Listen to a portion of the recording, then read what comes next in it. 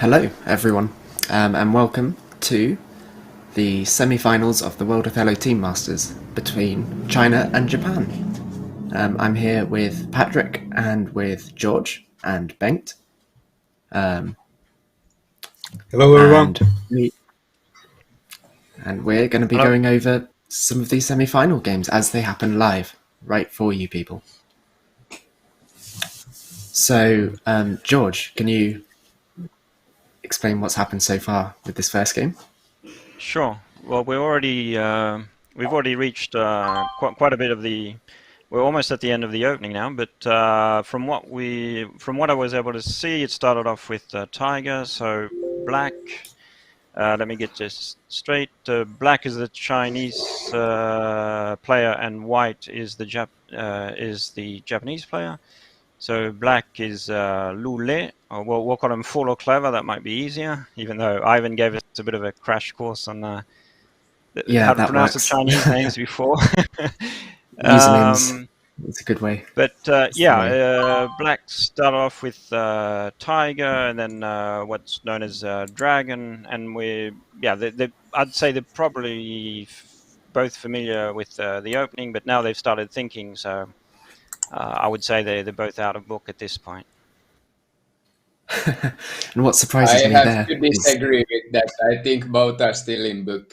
I mean, Full or Clever is still moving very fast, so I'm sure he's fully in book. And the Japanese player is probably also in book, but since Full Clever has done so fast moves, I think the Japanese player is trying to find some alternative line to the main line to kind of throw him off. But yeah, let's see. That just amazes me how long good players stay in book for. It makes me feel inferior. So what do you think about the current position? I think although it's still in book, where will? Yeah, I mean, I don't think anyone has gone out of book yet. Okay. I do think that Full or Clever might have a better clue of this opening given his timings on the moves.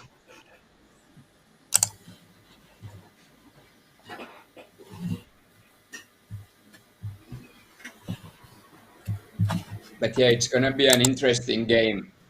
Both are very well versed in online games, and as far as I know, Full or Clever doesn't have that many live appearances, at least not outside Japan.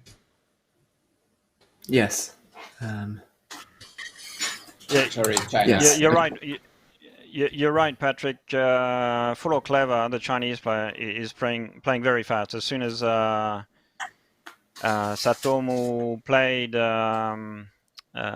Lule had an immediate response. Yeah, looks like the Chinese player could have a deep book on this one. Yeah. Yeah, but I do think also the Japanese player is in book, but he's just trying to find something that might throw Full or Clever off. Yeah. So I think is it correct that both these players only play online? Because I'm quite sure that Full or Clever only plays online, and I think also the Japanese player Bengt. Do we know about that? Satomu Kosai. Kasai, yes, he have played some tournaments. He have a rating of 2008. He have played 201. No, he have played some tournaments. I will check it up. Okay. Yeah, I had a quick look at because I didn't see Kosai in the rating list, but yeah, maybe I just didn't find him. But for the others, I noticed they must all be young because I noticed they all started around 2015. So only got 5 or 6 years experience. So I imagine they're all students. So, yeah. They are all university students from the Japanese University League. Okay. Yes, and that is something that has been a trend through the tournament. They've been able to play younger players because they have such a wide base to choose from. So this should be a really interesting, close match between the two countries and the two favourites Yeah, I for the feel like tournament. Probably. China has brought a very strong team for this match, and even though Japan have the capacity to match it, let's see if they were able to bring a strong enough team.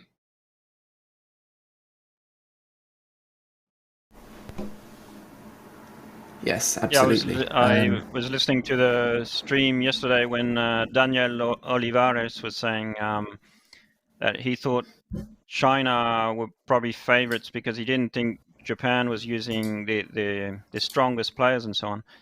But yeah, I think the strength of the Japanese sort of increased with every round, didn't it? Like they used different players throughout each phase of the tournament, and I think now they're using very strong players. Yeah, and even though they show up with maybe a little bit more unknown players, that doesn't mean that they would be weaker players. I mean, people they improve in different pace, and we might see some really good matches from the Japanese players here. Yes, and I've noticed they're playing more slowly now.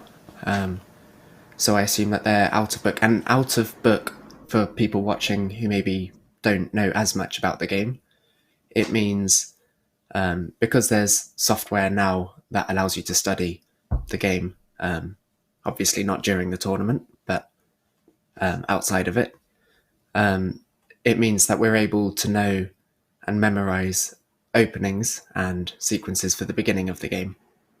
So out of book just means you no longer know what the moves that you want to play are without thinking about it. So we seem to be more in the mid game now. What do you think about the position now? What will Black be looking for in this next move? I think Black still has multiple options to choose from. And to me, many of them looks pretty good. I mean, D1, maybe E8 might work. So he chooses E8.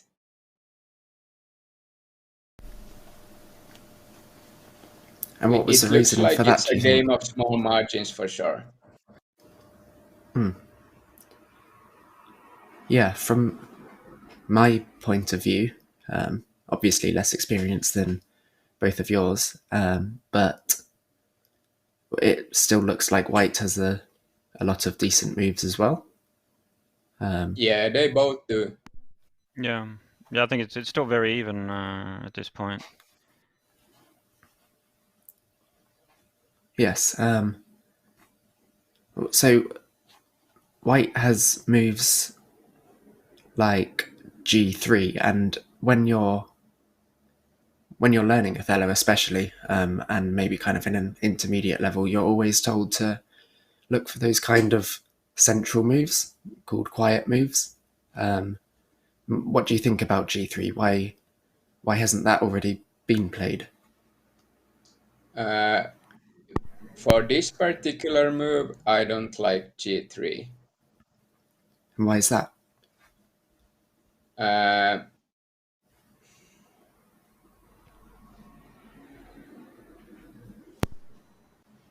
it doesn't really accomplish much.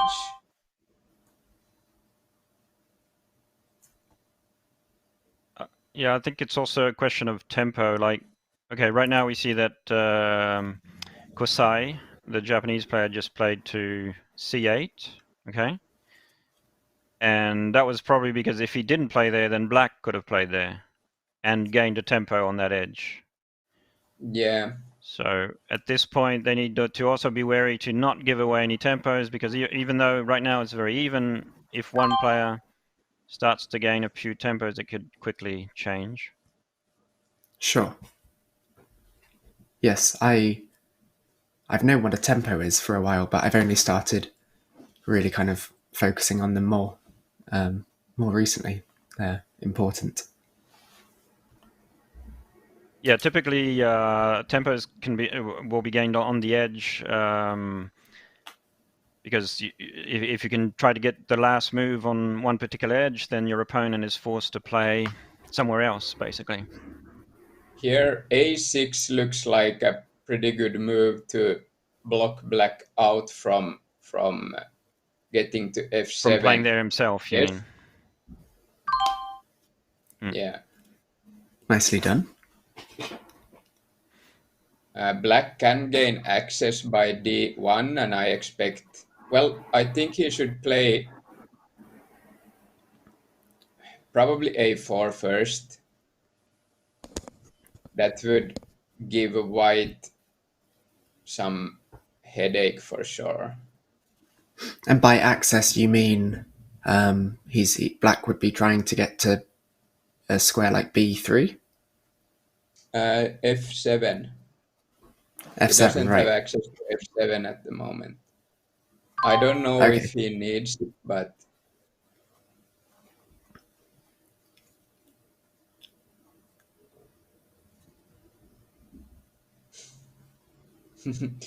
this looks a little bit tricky, but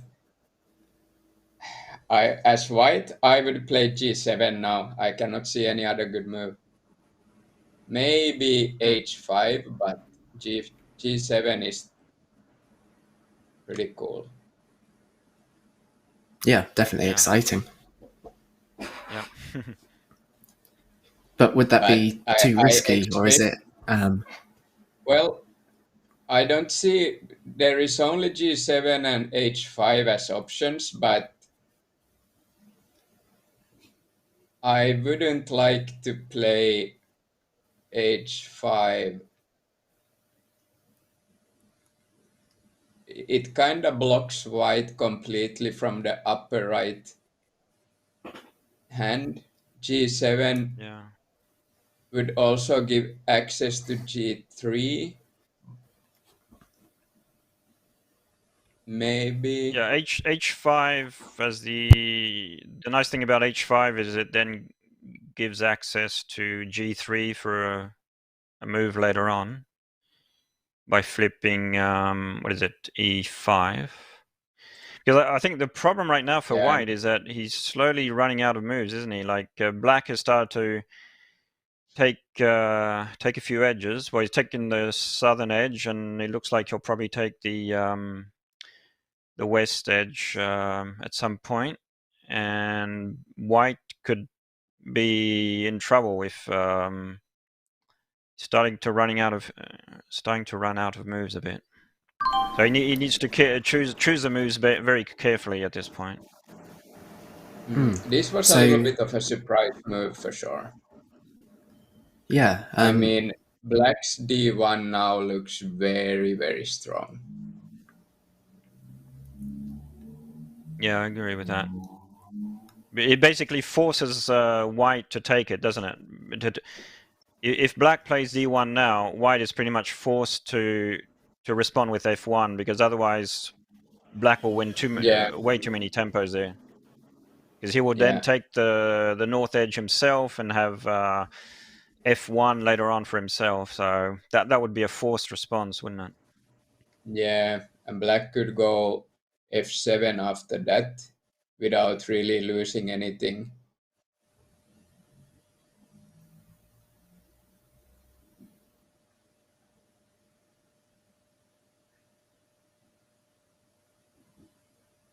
Okay, so Bengt was telling us that Kosai, the Japanese player, has played in a few over-the-board tournaments, but I'm quite sure that the Chinese player is only online for Clever. I've noticed he's played in quite a few online tournaments, like also in the XOT tournaments. I remember he was very strong. So definitely a very strong online player. Yeah, it appears, yes, that Fool or Clever is unrated in real life tournaments. Real life, as in in-person tournaments. Sure.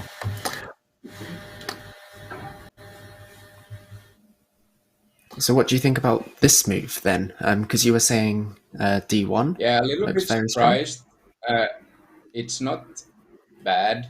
I mean, we still have D1 that gives access to the squares we want. I mean, we could go... Or should white take here?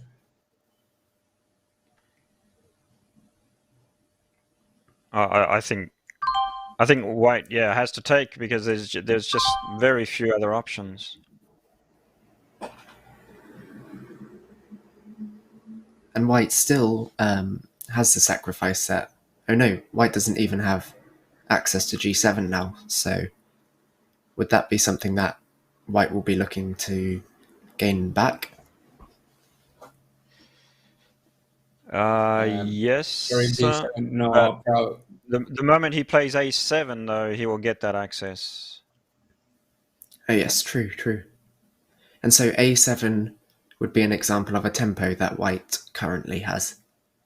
That's sure, but there's also no rush. Like if you have an available move like A7, and it's only available to you, then you can really think about when you want to play it, because there's no rush in playing it immediately. Whereas, okay, so he's played to B3. This looks very strong for black. Yeah. And white now can't go in the top right region, which again means that black has the move at F1 to just kind of play when he wants. Exactly, yeah. And when black will play access. F1, white will still have no move, no response there in the north. So, yeah, it's sort of looks like Game over, it's definitely gone black now. Yeah. Sorry, Patrik? Game over, I would say. Unless there might be some diagonal shenanigans. Maybe white could go b7 at some point. Black doesn't have then access to f7, and white also have the diagonal, but Yeah. uh, What about your e4 is G7 always move? accessible. Yeah. What about your G7 move now, Patrik? The one you were suggesting before. This could be the right time for it, no?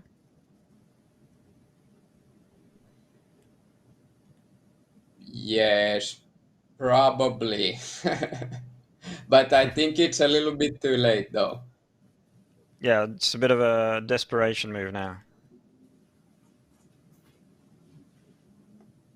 Yeah, it looks like black just has so many options that even if g7 were played, black could just respond with something like f1 or something Yeah. quiet, and white has to go again.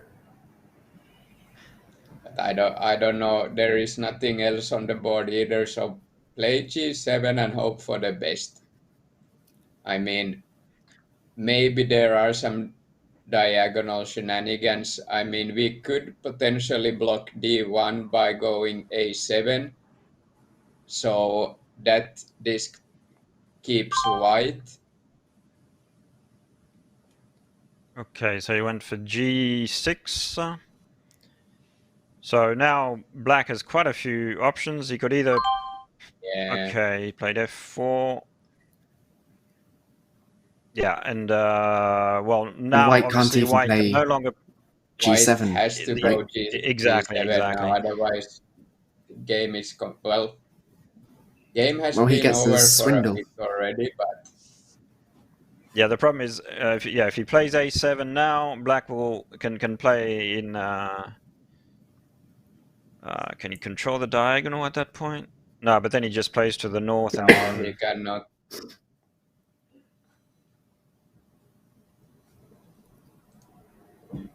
Yeah, I would tend to agree with So Patrik that it's white, pretty much game over now. Yeah. To so white will conclude, have I to mean, go. both players were very well in the book in the beginning, but Fool or Clever clearly had a stronger mid game that transitioned to the end game, and I think White is gonna win this. Sorry, Black is gonna win this by a clear margin. Yeah, white has slowly been run out of moves. Yeah. Do I've you been looking think at the his clock mistake? and sorry, I was just about to say it looks like Full of Clever Yeah, has go used for it. very little time on the clock, hasn't he?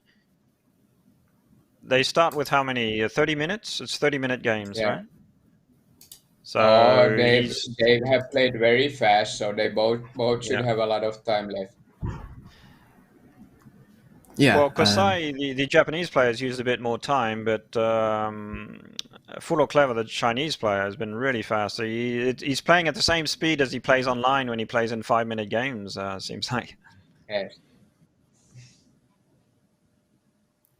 But if he knew this opening and transition to mid game by heart, I mean, he hasn't had to put in the effort to think too much. Yeah.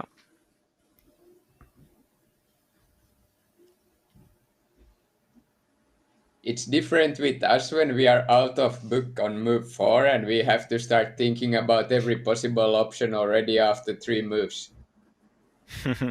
Yeah.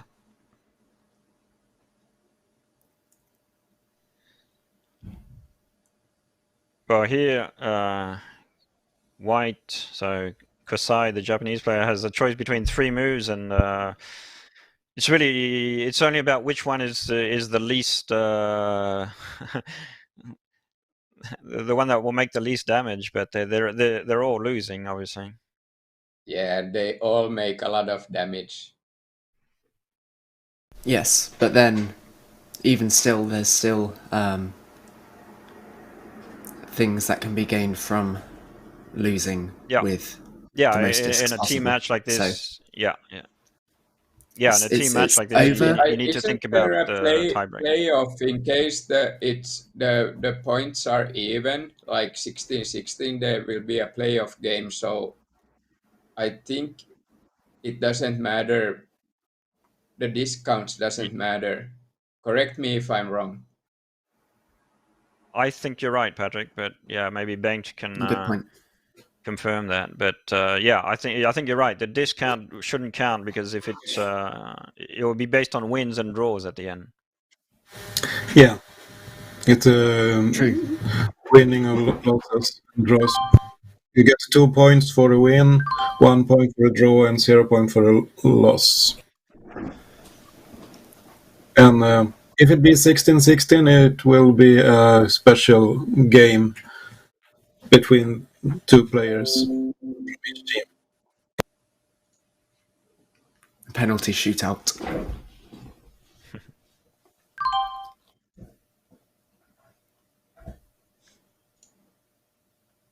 So far, we only had one playoff in this tournament, anyway, the one between Finland and Russia. Yeah, we that right? gracefully lost.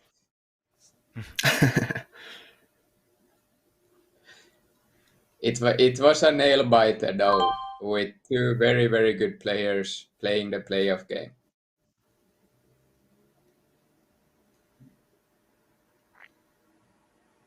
Okay, so now Black is going to get both A1 and B2, so it's going to finish with a big score.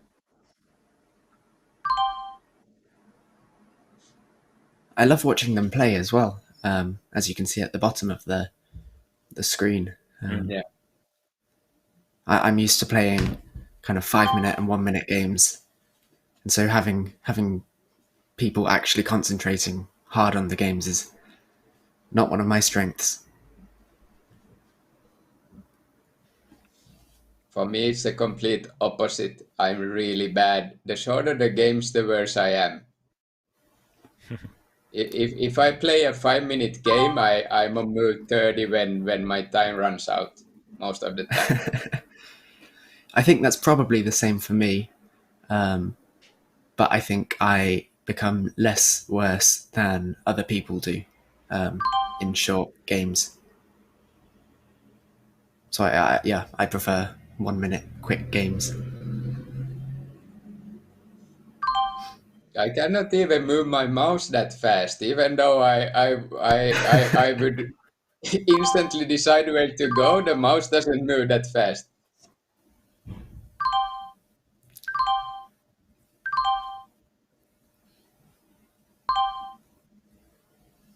A very nice game. Okay, so 58-6. How much time did they have left on the clock there? I mean, So Clever Fool played or a Clever very, had, very fast game. yes, he had 23 minutes left. So So yeah, he he only only used used 7 7 minutes. Yeah. Yeah, Which that's is not a much for how strong. No, but that's a trend we see a lot with online players, isn't it? They tend to play much faster than over the board players. Yes. Yeah, and I would agree with that. And although they're obviously thinking things through, it seems sometimes that their game is more based on the instinct of the position than where it's going. Although they take both into account. They also have a lot of repetitions with openings, so they can play an opening very fast. There are numerous games. If you take, I don't know, chess for instance, I mean, you have a lot of openings there, and if you know the opening, you don't really use much time thinking through it. But if you would play chess without knowing any openings, or Othello without knowing any openings, it would be way, way slower. And before all people start playing on internet, you didn't really have like software that could help you with openings, so you kind of had a clue what was good, but you wasn't sure. So that also made people think way more. Yeah. So in the live stream chat, someone has asked, "Is this the official World Othello Championship?" So no, it's not the official World Othello Championship, but it is the official online Othello Championship for this year, because obviously due to COVID, we weren't able to have it in person. So this is what we have. And now on screen we have Daiku Takamisawa against the Susi. And Takamisawa is black.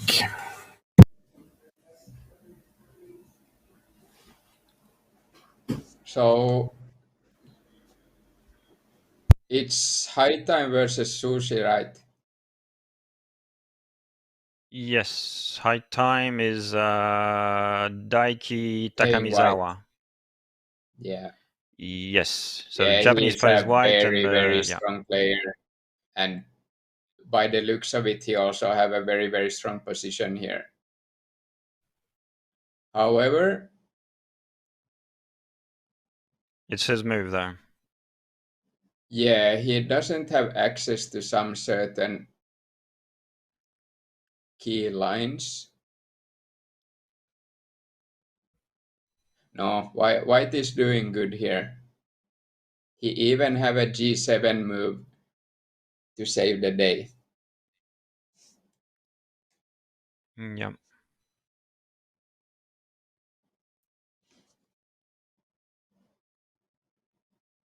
I think, yeah. Just wondering if later on it wouldn't be better to go B7 just to try and get something out of the sacrifice. Yeah, if he gets access to it. Yeah. So I'm looking at the rating. So Takamisawa seems to be the highest rated player in this Japanese team. Yeah, you have 23-20. He's rated 27 in the world. Wow. Okay. But again, although they're similar, in-person ratings don't always match up to how strong you are online, because there are other things to take into account.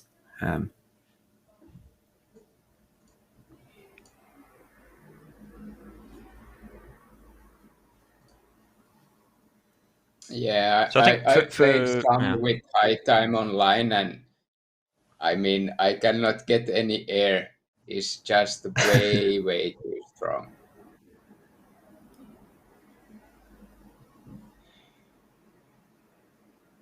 Bengt, you know a little bit about how the tournament structures are in Japan. I think they have special tournaments for students, don't they? Like they have a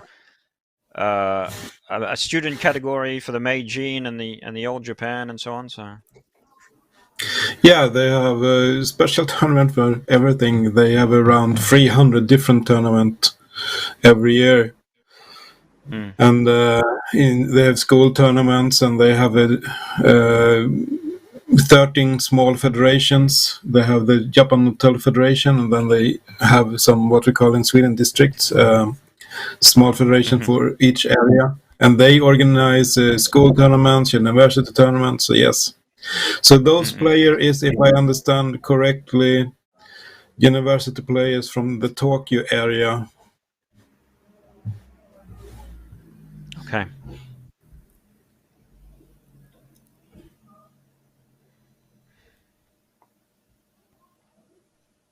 Yes, which is why they've had such a wide range of players to choose from to play in this tournament. Okay, Patrik, we were talking about the access to B7 before, so Black has different ways of taking away that White's access to B7 now, doesn't he? Could either But I don't think he can take it away indefinitely, whatever, because... No, probably not. Because it just looks like white have a stronger position here. It's also black's move. He could go g4 or... Yeah, mainly g4. I think maybe a3, but I would still probably prefer to go g4 first. But okay, well, g4 would be followed. White would follow with f2, wouldn't he? yes, and then black has to play to a side anyway.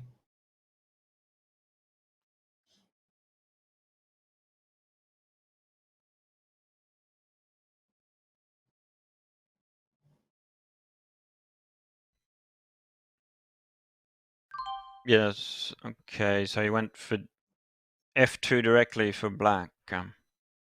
Sorry, g. No, it's Yeah. f2. F2. Yeah. Okay, so now white has several options to try and get that access back to b7. Yeah, white just have so many good moves here. Or good looking moves. We don't really know if they are good, but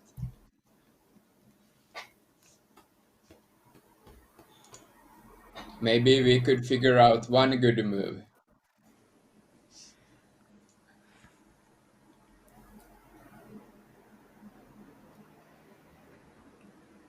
Bengt, someone asks in the chat, is there a way that I can see the upcoming matches, and when are the finals?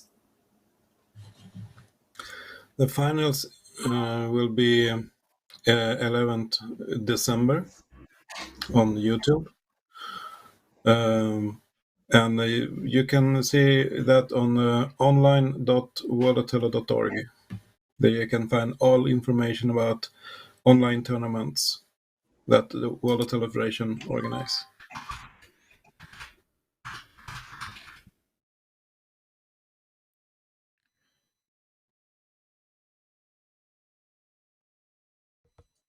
Okay, so white got his access back to b7.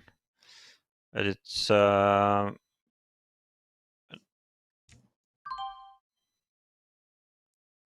okay, so black's gonna take...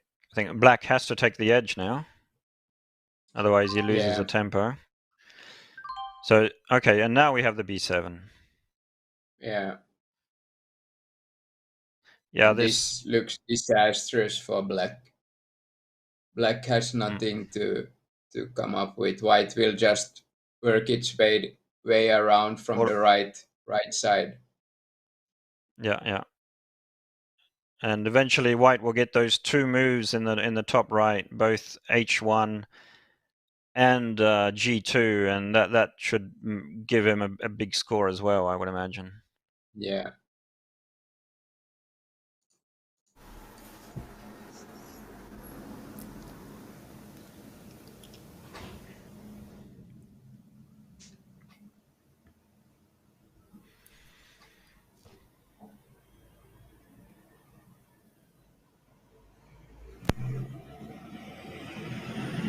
The only thing that can save black is some diagonal shenanigans again.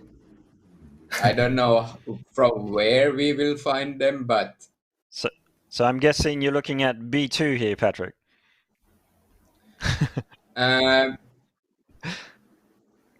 Not necessarily. Maybe a b2, but maybe not yet. If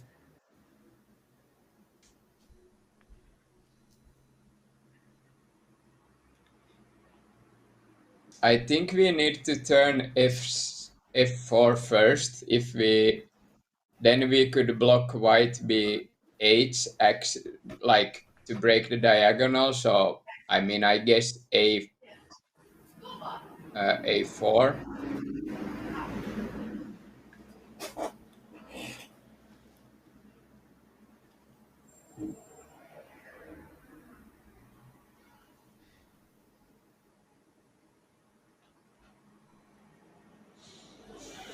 A4, A3, B. But then that goes tricky for black for sure.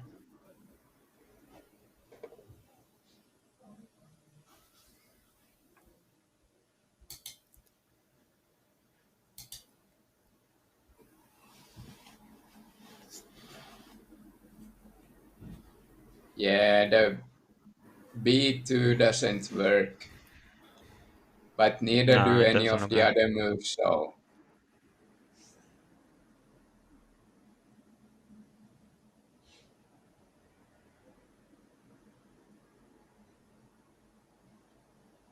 maybe A4 would be my pick.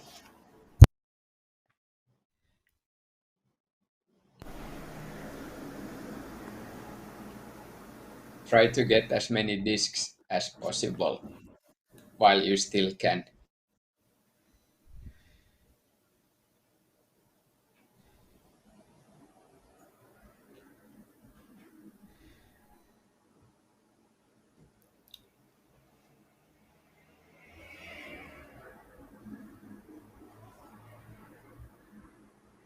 Yeah, because the good thing about A4, it takes out the white disk in F4, Yeah, and it's the exactly. last But it's chance. not It's the gonna be last enough chance to do anyway. that. Mm. Yeah. The problem is white can go uh, have a silent A3. Then what do black do after that? He cannot go B2 or B3, so he has to take the corner after that, otherwise white can go G2.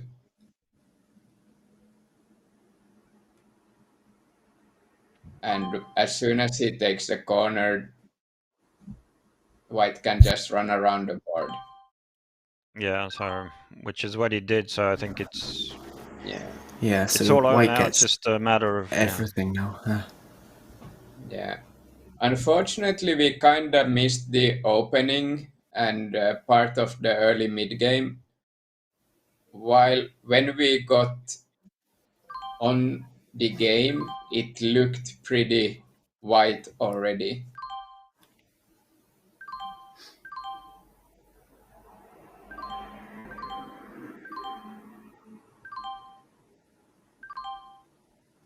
Very Okay, nice. so another big score.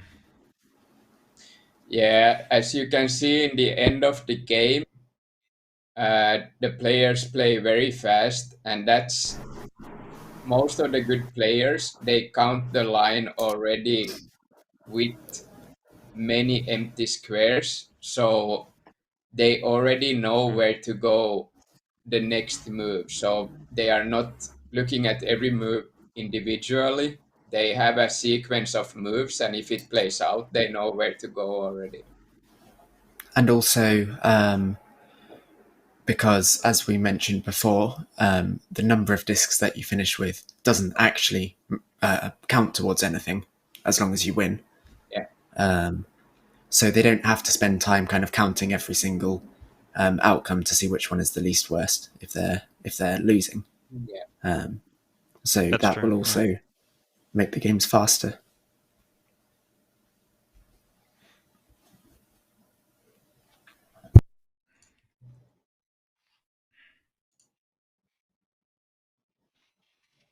So is that 1-1, one to China and one to Japan so far.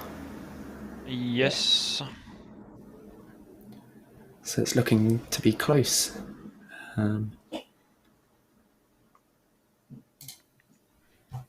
The game between High Time and Fool or Clever, that's the one I'm looking forward to the most. And yes, I believe we're going to go to another game now. There are 2 remaining for this round. Mm-hmm. For this round, within the round. I think Bengt did a great job with the scheduling of the games we're going to follow, because he knew who the fast players were, put those players on first, so now we can watch the ones who play slower. It was all planned, wasn't it, Bengt? Absolutely. So now we have Rintaro Nakamura as white against Yan Song black. And it is black move. Oh, But that's you have to say, interesting. yeah.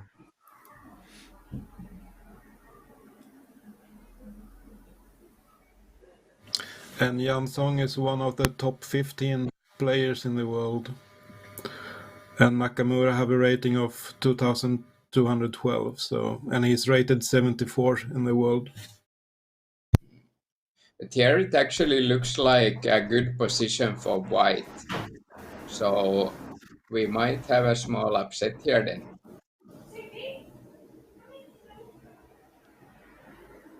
Okay.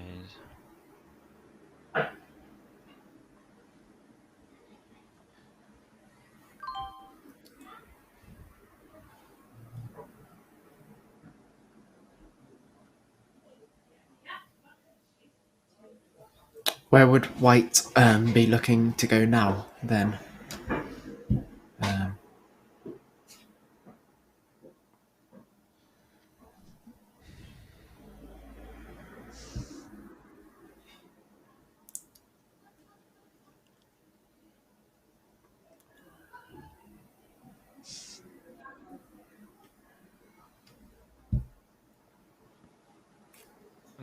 That north edge could become an issue.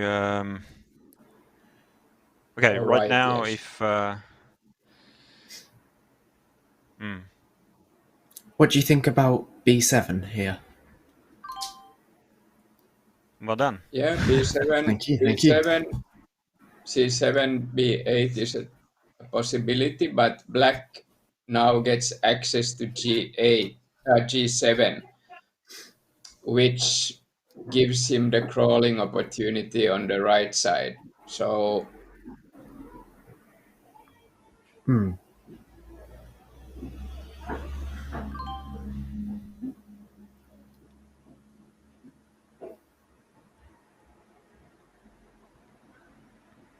B8. This is the sort of pattern where I tend to respond B8 without thinking too much about it, just because you get the last two moves in the area.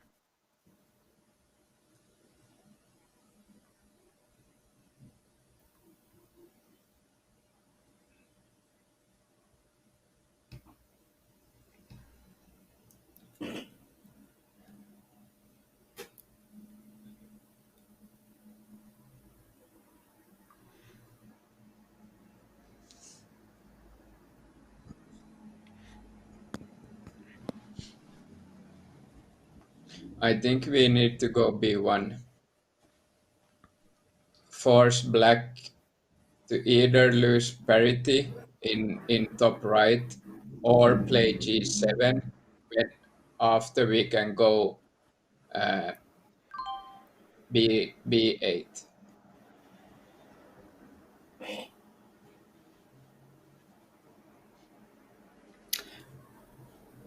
So that's just a relatively quiet move that forces black to play again, but Yeah, without giving them too the idea many. also of B8 is that now white will get at least two more moves in that area. So if black takes the corner, for example, white can first play C8, and then we'll have A7 And then the empty square later on.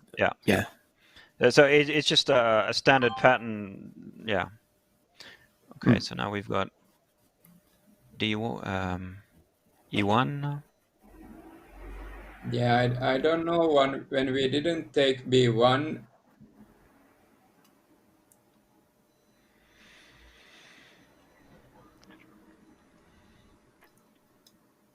Yes, because obviously black can't play in the bottom left at all, apart from maybe the corner, because he can't risk flipping B7. So maybe B1 would have been better for white there.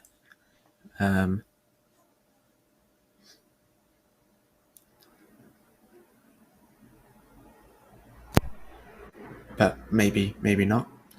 Obviously Yeah, now Black we actually doesn't. have no clue. Black now doesn't have access to B1. Yeah, but he will So get it. yeah, so if he plays G7, maybe.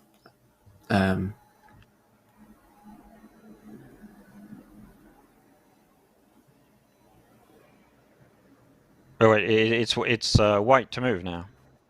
Yeah. Oh, so it is. Yeah, of course. That's important, I guess.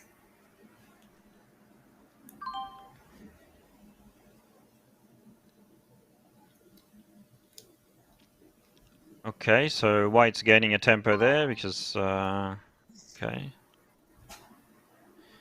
and G7 for black.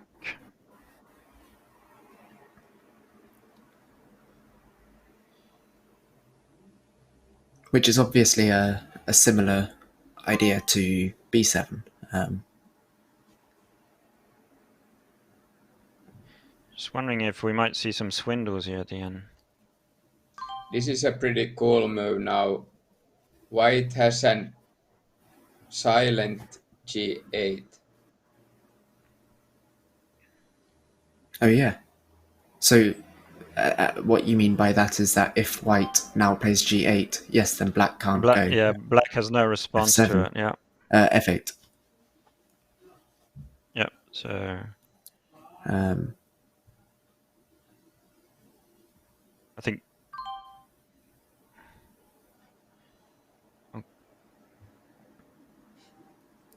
Okay, so now white would be forced to play that F8. But that's already Yeah. gaining a few stable discs, isn't it? So it's looking good for white, I'd imagine. Because if where would white go if black takes H1? Where's white looking for? Yeah, it's going very fast now. Yeah.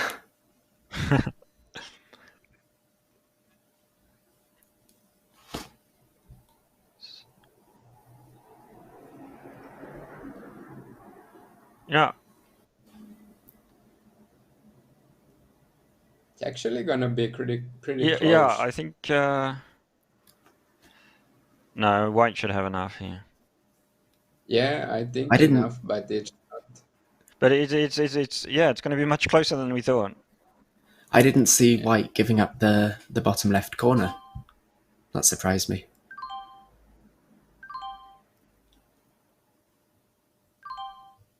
So it's a draw. Draw. Nice. So it was pretty close. Okay.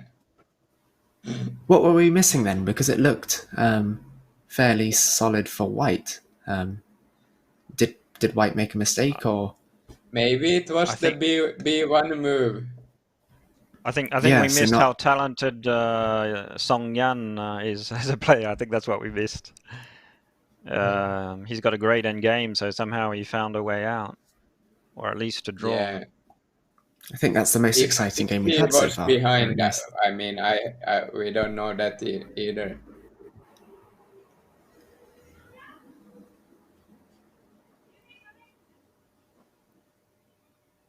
That was very exciting. And I mean, everything we say from here, you need to take with a little bit of grain of salt because obviously the players that are playing here are not only 1 or 2 levels above our level; they are 4, 5, 6, 7 levels above our level. So Sure.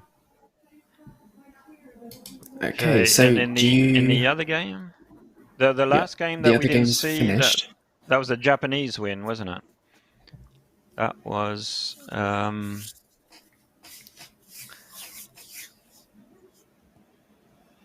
yeah, Shiki Shimomura won. yeah. Shimomura, who we know online as Pulpon, defeated Yeah, we played against him Dongen. when we played with Finland, and he was extremely strong.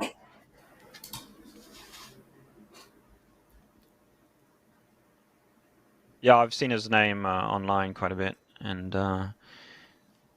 So he defeated Don Shen, who's the former female world champion from a few years ago.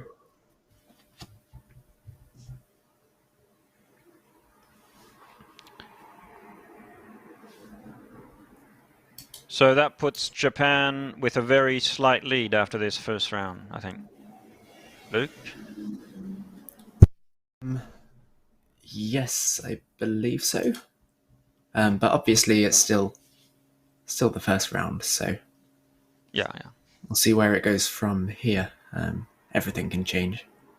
Still. Yeah, there's been some nice comebacks in this competition, hasn't there?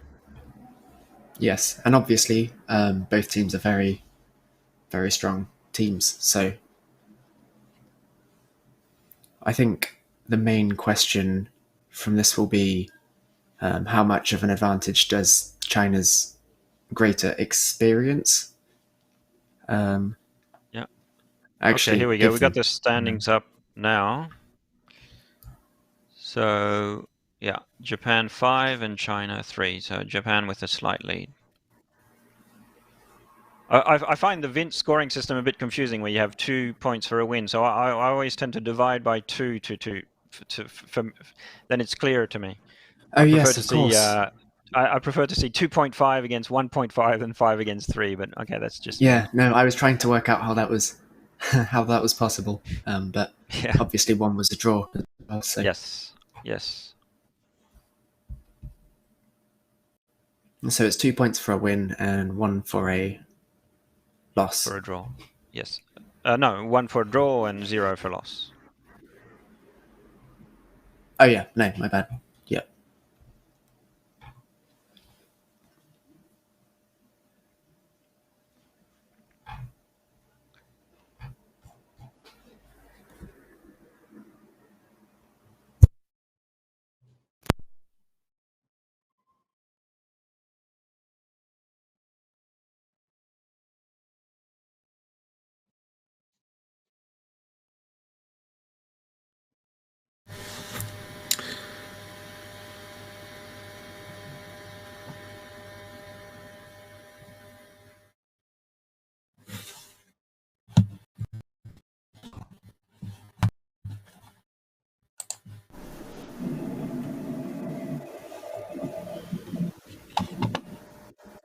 And yes, if anyone has any questions or thoughts or even predictions,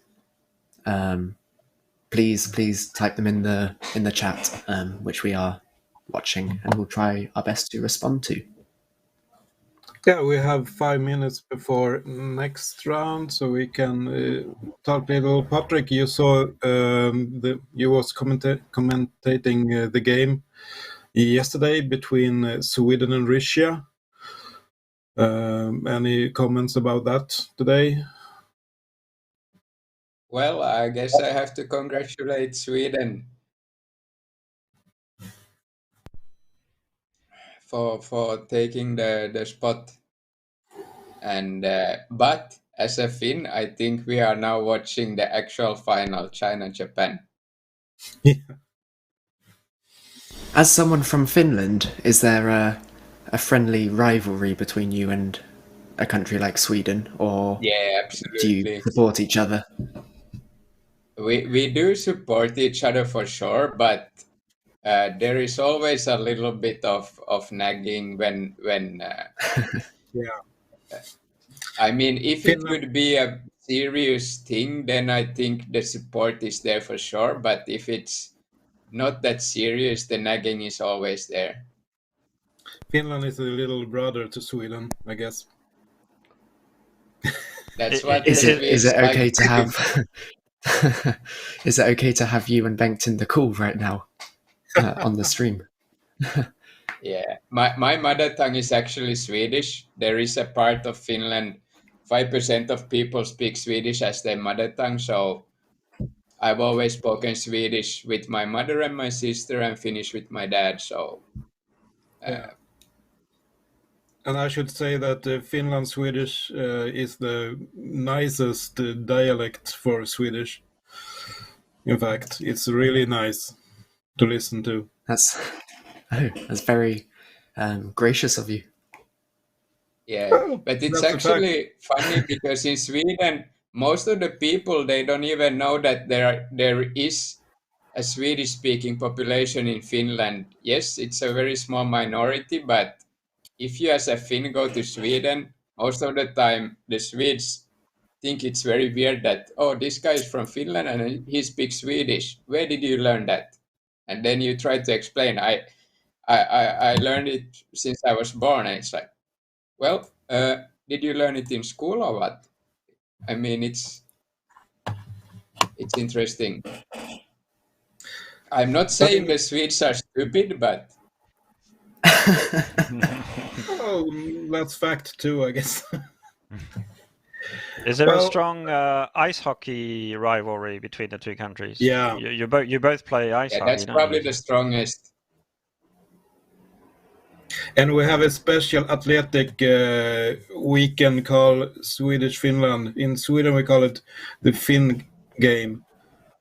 Mhm. That the best Swedish and best Finnish athletics, sports together. And Yeah, Sweden that's one mostly of my winning. favorite things to watch for sure. Yeah. But ice hockey, yeah, that's a hard thing. But also in Othello, it have been a rivalry for the Scandinavian country for 40 years. So that's good, I think. My first live tournament was in Sweden, and I lost to Bengt. Yeah, of course. I think my second ever live tournament was in Sweden, And you and I lost lost to to me? everyone. So no, I just lost to everyone. I can't remember who I played. Yeah, I was very So new to the game then. I think Oscar was saying on the live stream that his preferred opponent in the final would be Japan. What's your view on that? What would you like to see in the final? Oh, the best team, the winning team. Well, it's I don't have any preference. I just think it's as Patrik say, this is probably the logic final, Yeah. and it doesn't matter who is winning here. Yeah, it's We will meet Sweden. we're basically watching the two tournament favorites now, aren't we? Yeah, Uh, and lucky for Sweden and Russia and Finland, everyone, they came in the semifinal. But now the game will start in some seconds. okay. Daikai Takamisawa against Jan Song. Ivan taught us that we had to say Song Yan, Bengt. Song Yan, okay. And that is game number 1. Yeah. Song High Time. Yeah, I'm really excited to watch High Time play this game. Yeah, and this is both teams' strongest players as well for in the board tournaments. I think so. Yes, it is. Yeah. On the board tournaments, over the board tournaments. So this should be an exciting game to watch. Yeah.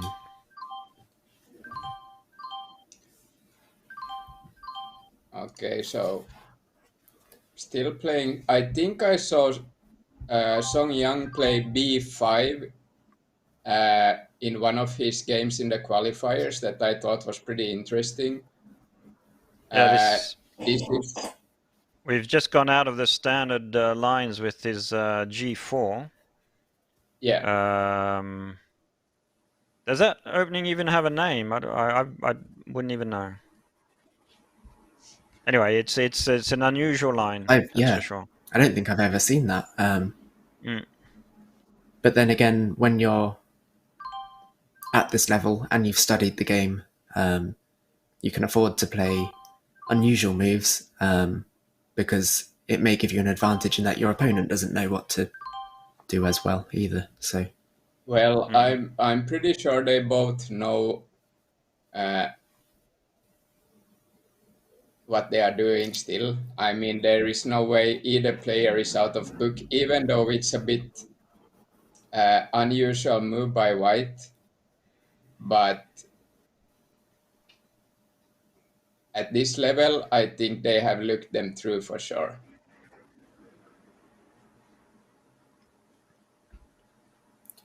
Yes, just maybe not to the same depth Yeah, that that's they may correct. for their favourite opening.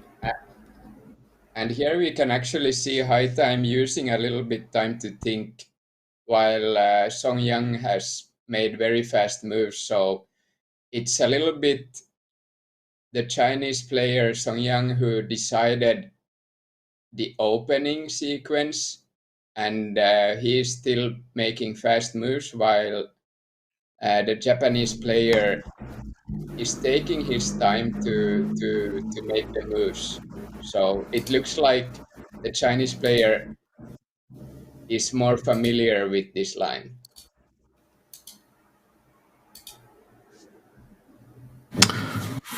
We can also say that this game is between the two most high-rated player in this match. Yeah.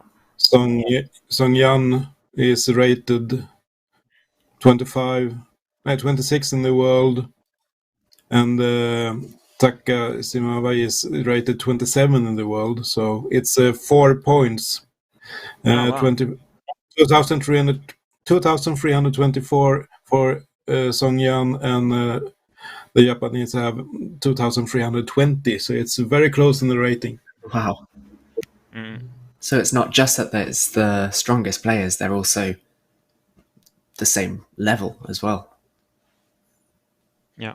Well, ratings Yeah, doesn't always mean everything. I think, for instance, the Of course. unrated player Lule is also extremely strong, and him against High Time is the match I've looked forward to the most.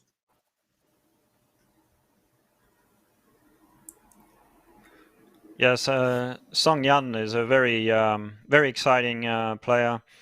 There was an interview of Ben Seeley recently on the Othello Academy, Alex Coe's YouTube channel, and Alex asked Ben who were Ben's toughest opponents in his career, and he mentioned Song Yan as one of them.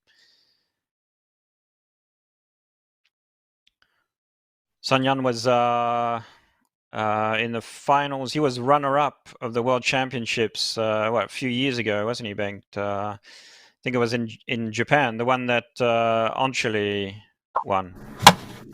Yeah. I think he came 2016. fourth. 2016, yeah. 2016.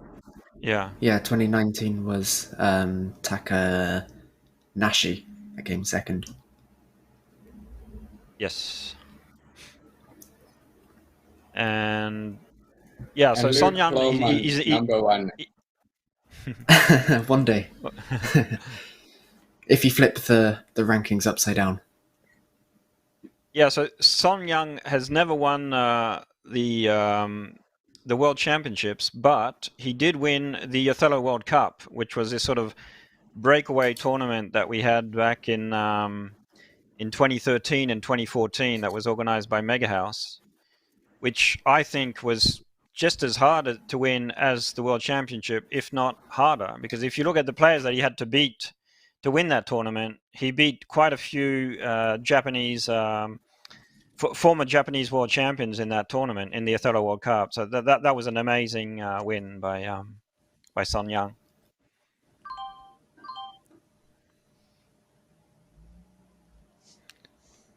Okay, so we have a move by Takamizawa. Yes, and he took his time with that move. So yeah. So would definitely you assume out of he's book, out of book? Yeah, definitely. I think Whereas so. White is also taking his time now. So Yeah. So George, can you move your camera a little? I'm trying to talk with you at WhatsApp. Sorry. Okay.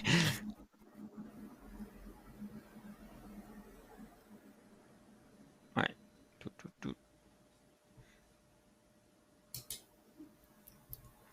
Move. You mean center it better?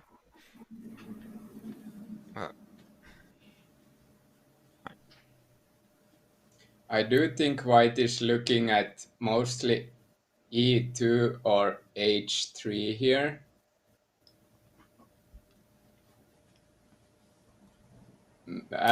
Maybe h3.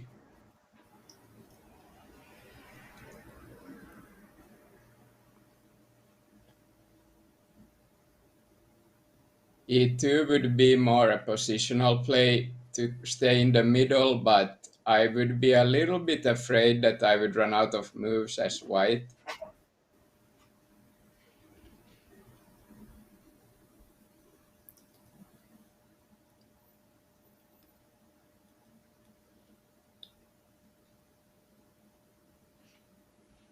Maybe c2 would be also a positional play, but a little bit the same issue than e2, that I would be a little bit afraid of running out of moves.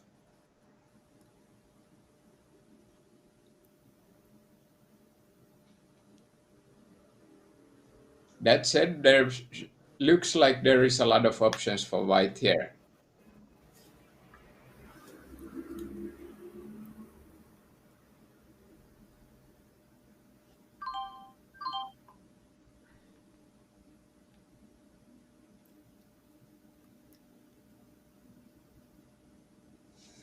So this would be more of a positional move, and white believes that he will not run out of moves.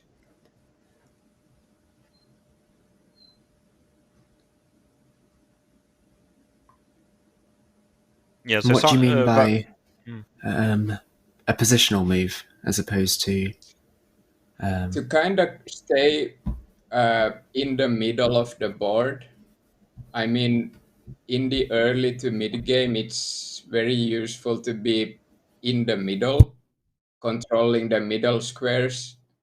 And you can see now that white is controlling all four middle squares. You can obviously not stay in the middle forever, then you will lose the game. But in the early to early mid game, it's a very nice position to be in.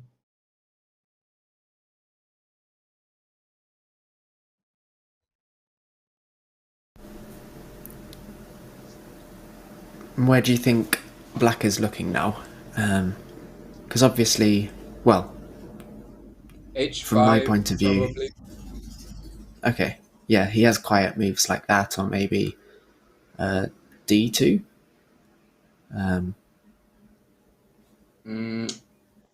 D2, I think.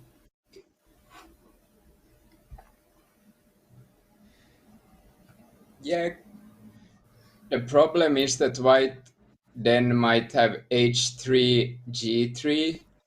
G3 becomes silent. I would also, as black, like to break some of the middling discs. So C4 maybe.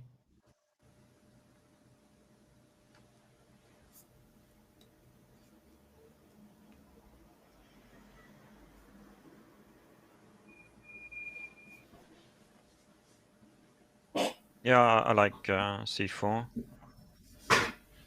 Try and get a compact position back. I would most likely go with H6 though.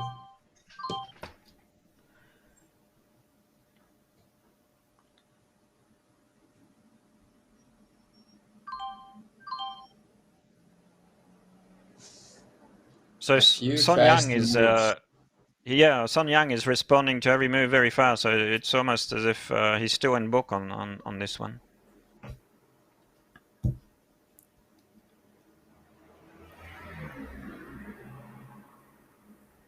Yeah, so maybe the time he's taken to think through previous moves was to think whether he should play a weird move or a kind of book move. Yeah. So, what do we know on Son Yan's opponent, the Japanese player Takamizawa? What we know is that he is a very good player. I checked the last tournament he played before the COVID started. Also in Japan, it have not been any tournaments thanks to the COVID situation. And in the last tournament he played, he won against players as Tetsuya Nakajima, Makoto Tsukuni, Masaki Wada, and Tetsu Satani. So he played against very good world players and he beat them. So he is a real good player. That's for sure. Okay.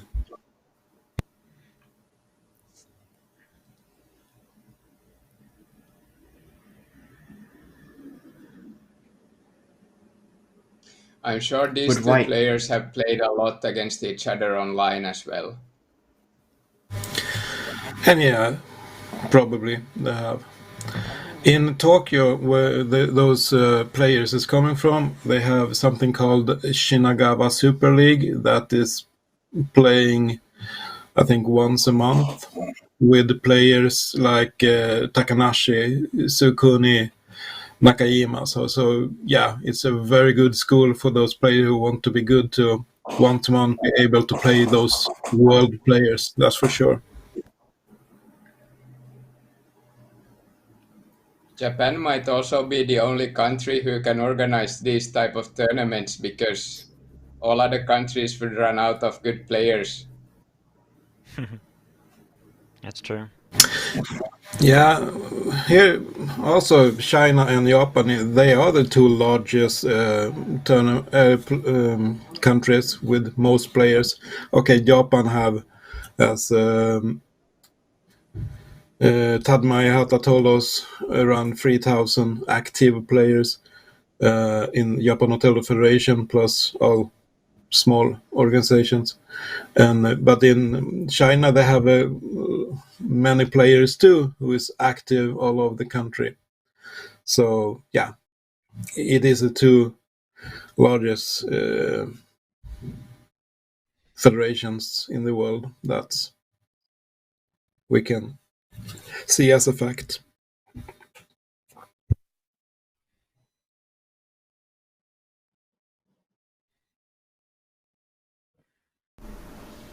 So guys, do you have any interesting moves as White?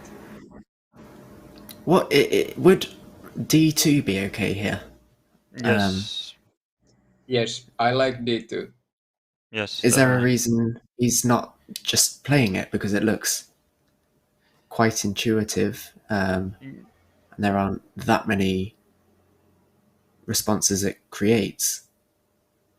Well, he could go H3 first, and he would Yeah. still get access to D2 at a later stage, even if they played the H side first.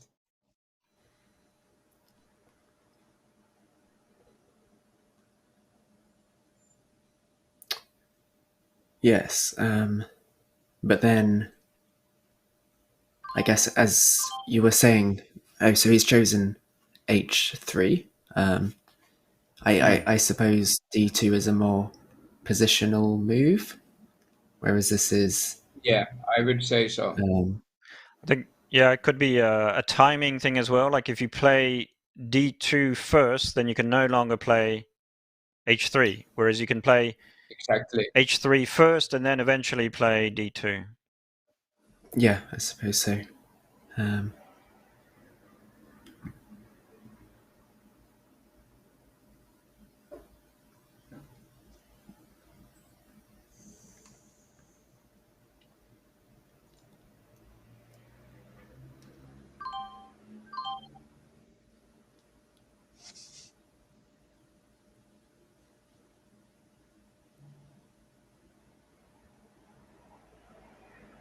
That was a pretty fast move by Black, though.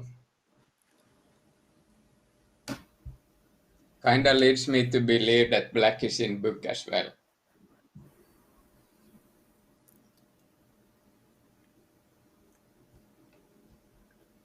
It's very possible if they have played a lot against each other before that they are kind of playing an opening they have played many times against each other as well.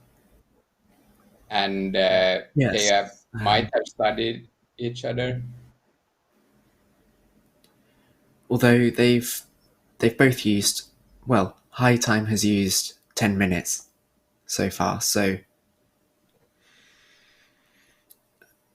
yeah, if he were Yeah, but still in it book, kind of becomes like, can you find a move that would throw your opponent off? of course, yeah. And if you don't, then you take the move you always play. However, it was a little bit of a non-standard opening, so maybe that's not the case. Yeah, even if they do play against each other a lot, I'm sure they've kind of thought of that when preparing for this game.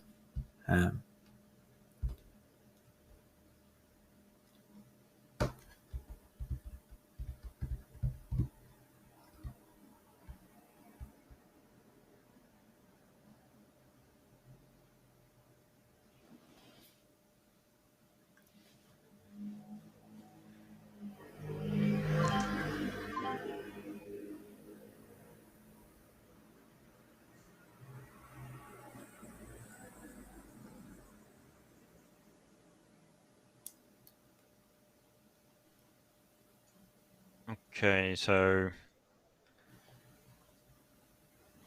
black pretty much has to take that edge, doesn't he? Otherwise, white will take it, no? I think this is a case of feeding the edge to black. What about G6? Yeah, G6 is possible, that's true. Yes, poisoning the move for white, that's true. Yeah, because if black plays G6, white can no longer play H6 without flipping the entire row Yeah, there. white still have D2 though after, which kind of blocks him off H6.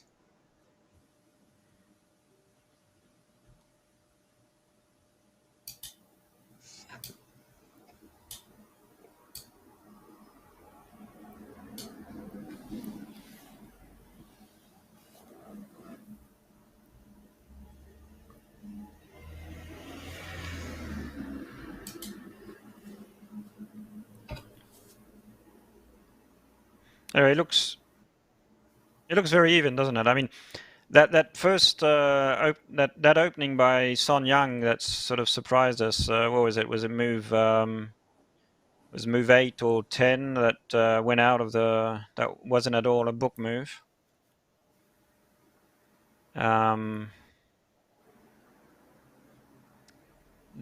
Those sort of openings that are unusual, often they're not so good. So the purpose of those openings are more to sort of surprise your opponent and try to gain an advantage just because your opponent will not have seen it before.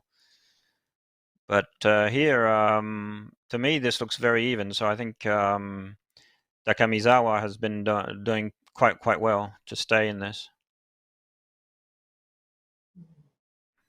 I like black's position. I however have no clue if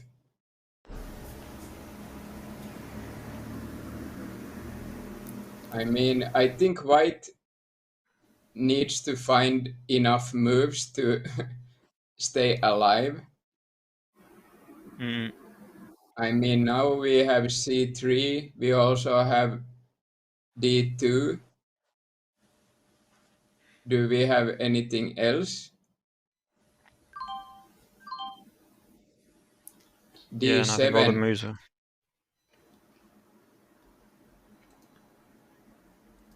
And it was a fast move as well.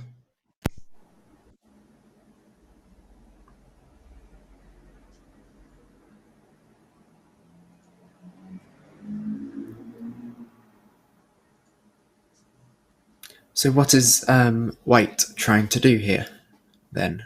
because d7 wasn't one of the moves you would have suggested. Yeah, I don't know, to be honest. I think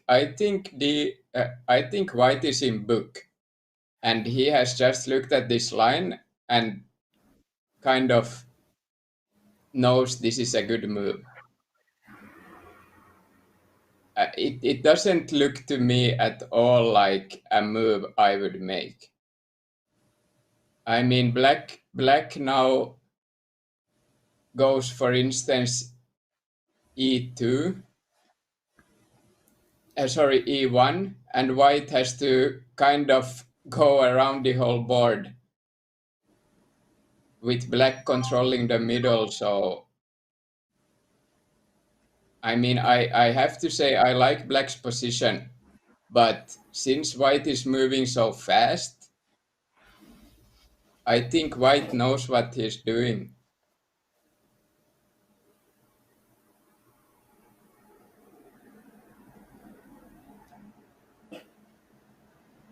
I mean, I guess b3 now for white, but Yeah.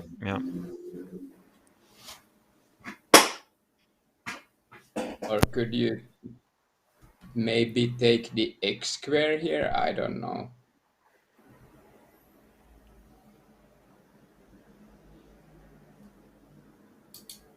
Yeah, I think black now sort of committed himself to creep along the edges, and will try and run white out of moves. So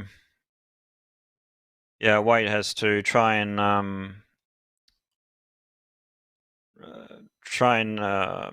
really economize the moves. Try to. So I think, yeah, b3 or c2, for example, try to find moves that will either set up other moves and because one bad move by white here, like something like d2 would just be game over, because then black would have so many tempos on the edges and would just be able to run him out completely. Yeah, I wouldn't expect a move like that though. No, that was just A a random bad bad example. move.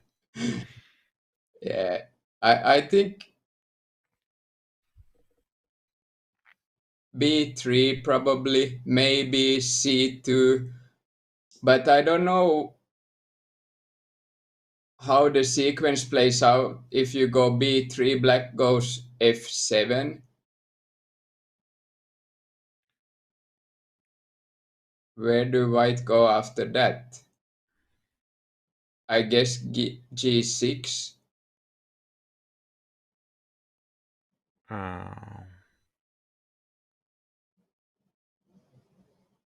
Black e7.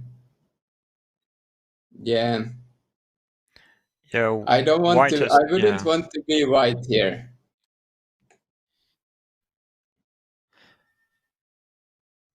Yeah, I think it depends on your style of play. Like, some players are more comfortable creeping along the edges, and others are more comfortable staying in the center and even encouraging the other player to take edges.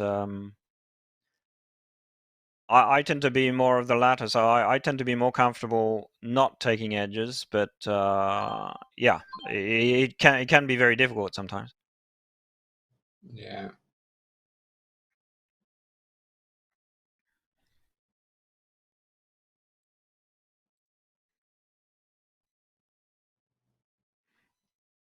Black also has b4, I suppose. Mm. But I'm a little bit curious what would happen on f7 now.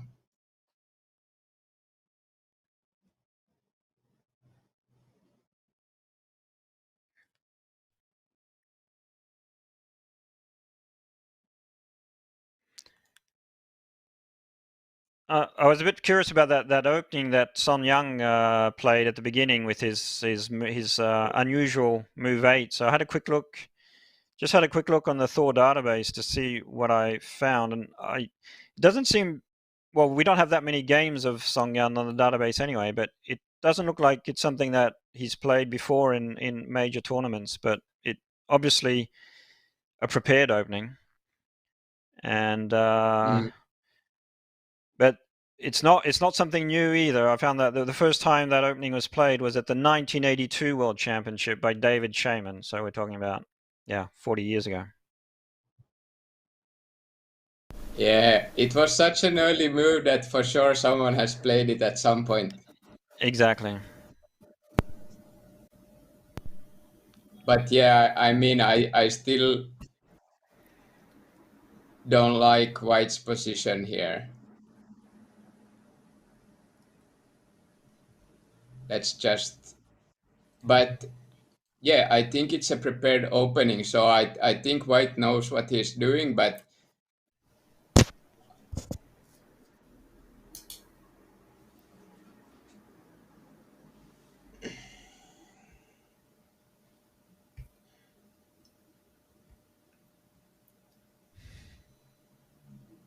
Black also has B4 and maybe even B5. But I Yes, like yeah. F7. B5 has the advantage of. Oh no, they both take White's move off. They both take away White's access to E7.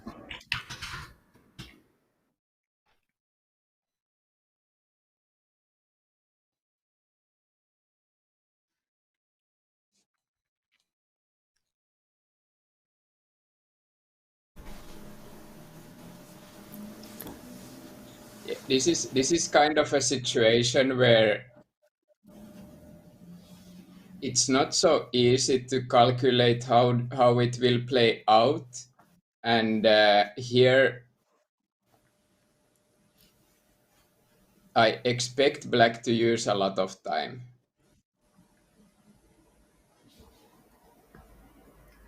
Yes, and actually checking on the time, High Time has used almost 20 of his 30 minutes, so it could come down to the last few seconds. You never know. Yeah. But he is definitely thinking everything through thoroughly. So I mean, I guess B4 or B5 would be a little bit more conservative. F7, however, it's very difficult to see how the corner will play out, but it really blocks out White's move so effectively that I would still like to try it. Yeah, so F7 would take away White's move to C3 as well. Well, he can get it back immediately, but Yeah, but Black can still block directly after. mm-mm.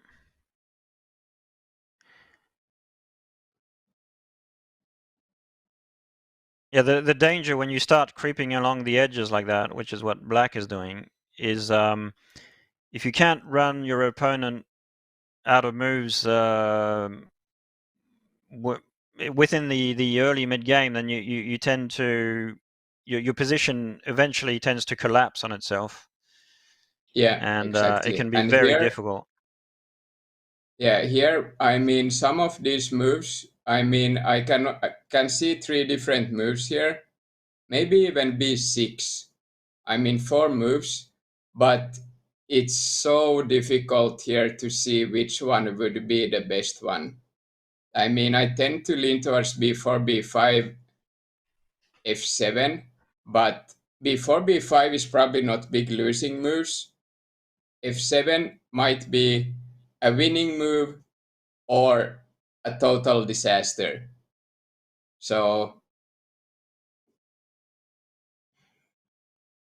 maybe there is a situation where Song Yang has looked at this opening and knows that F7 is the winning move, but doesn't expect uh, High Time to take it.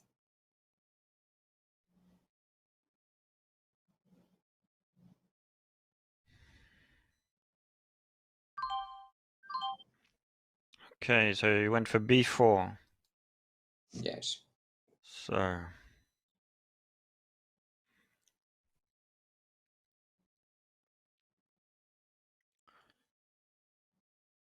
white has a few options here.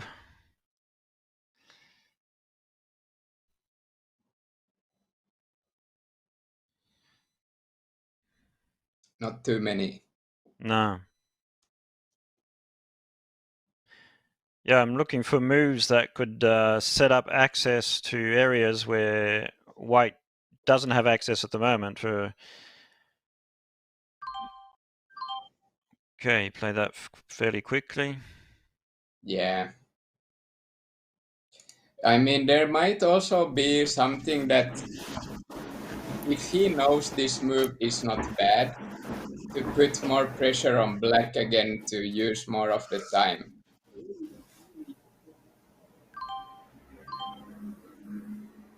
Yes, someone in the chat has mentioned the diagonal as well, from A8 to H1. Obviously, well, maybe not obviously, but probably not yet. But given that the second row is all black, white won't flip that way. So do you think that diagonal will be important at any point? Yeah, I think What eventually diagonal are white. we talking Yeah. about? The A8 H1. Okay, it wouldn't be a good move now for white, but yeah, eventually white could use that that pattern in the top right to try and gain some tempos. Mm.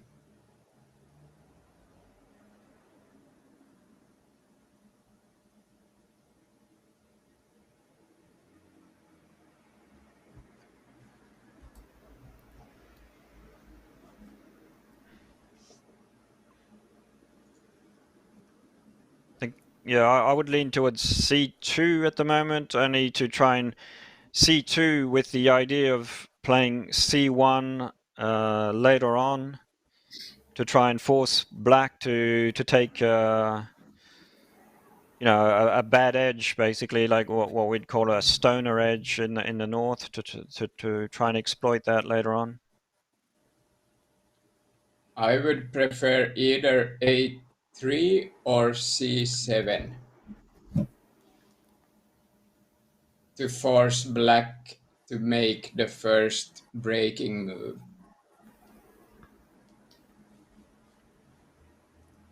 We go C2. Black can just go A3 after that. Where do we go as white then? C1. That was my idea. Was C2 followed by C1.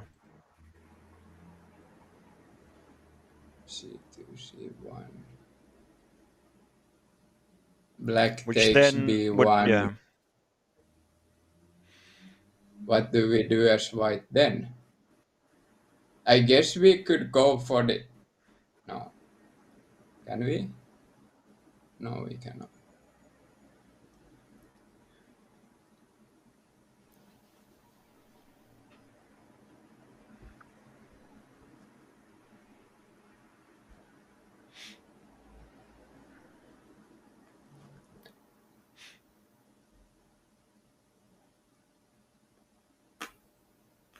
Maybe A3 would be my preferred move.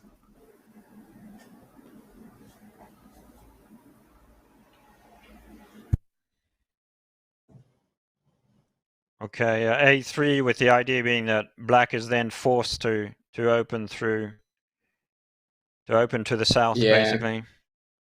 Yeah. At which point black would probably then just continue on the edge, no, with on the. You mean the edge? Yeah, The on thing the is that east we edge. might So get an opportunity to play B2 and C uh, B2 C2 and win back some tempo that way.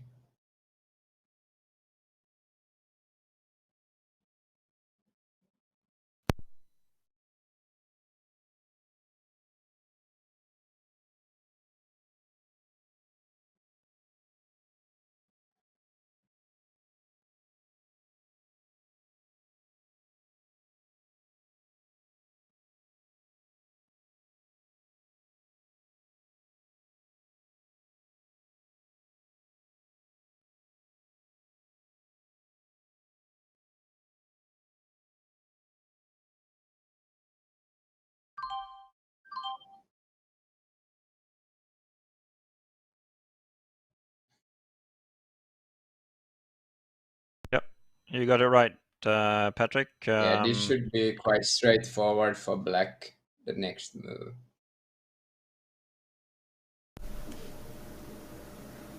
So do you think black is winning now? Well, it's Yeah, very I've difficult been to thinking that say, black but is winning all the time, but I wouldn't expect Song Yang to put himself in a situation that, I mean, this looks really bad for white, obviously. But I don't expect him to put himself in a situation like that. So we might be totally off. Yeah, just quickly before looking at this move, as we can see, Motai Nai has won a game. So that's Nakamura for Japan. okay. So So the that puts lead it at increases. Okay. 1-2-0 for Japan for this round. They are tough, the Japanese players. So that So takes that the game, overall Luke, score was to 7-3. okay. So that was Nakamura against Nakamura. Zuzi Du. Okay.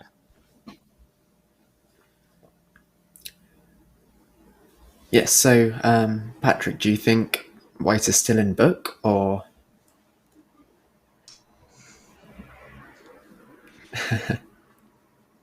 what will he be looking for Well, here? Is there much he can do? well, I think he kind of have to go G6 to have access to C1.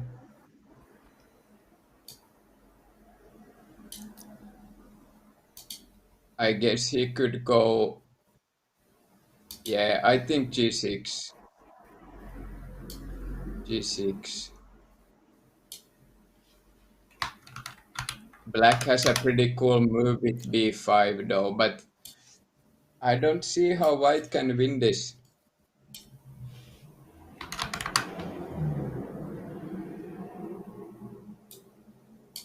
I mean, black can turn the E5 any way he wants, and white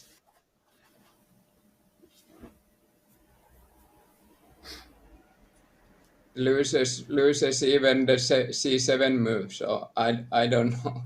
I don't know what to do. I don't see it I don't see it as such a desperate situation for white because I think white can exploit the north edge in some ways. You know, like eventually by playing C2 followed by C1, then black might have to take that edge, and I think there are still tempos to white can gain some tempos to the north there, But which will how can he force play the C2 C1? He needs the G6 move first to be able to play C1 in the future, right? Well, if he plays C2 now, he can always get the access to. He can get. Okay, no, you're saying G5. Is that what you're saying, Patrik? That he needs a white Yeah, disk yeah. in The G5. G5 disc, I think he needs to be white to be able to Okay, play C1 in the future. that's true, but he could do that anytime. Anyway, he's gone for G6. Yeah. Oh, that's a fast Okay, black and move. Black responded very fast here. Yeah, he took away And the G5 square again. Took away that, yeah. And white's played it now. Okay, so now the problem is white no longer has access to C1, and there's no way to get it back, is there? Well, I guess you can there's go. no easy way to get it back. Yeah. I mean, this have to be B5 for black.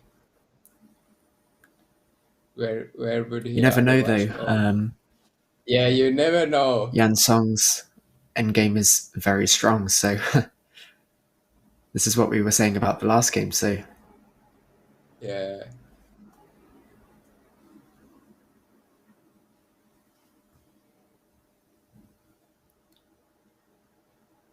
But I don't see anything else. is there a way that White can make it so he can sacrifice in the bottom right, do you think? Not yet, I think but it will be difficult because black is eventually going to get the move to h7. Actually, next move, black can play h7. Right. And is that why he played b5, do you think? That would certainly be one of the reasons, yeah.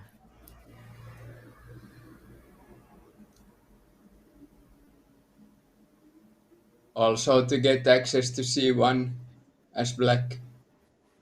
Yeah. And this move doesn't give white anything extra. So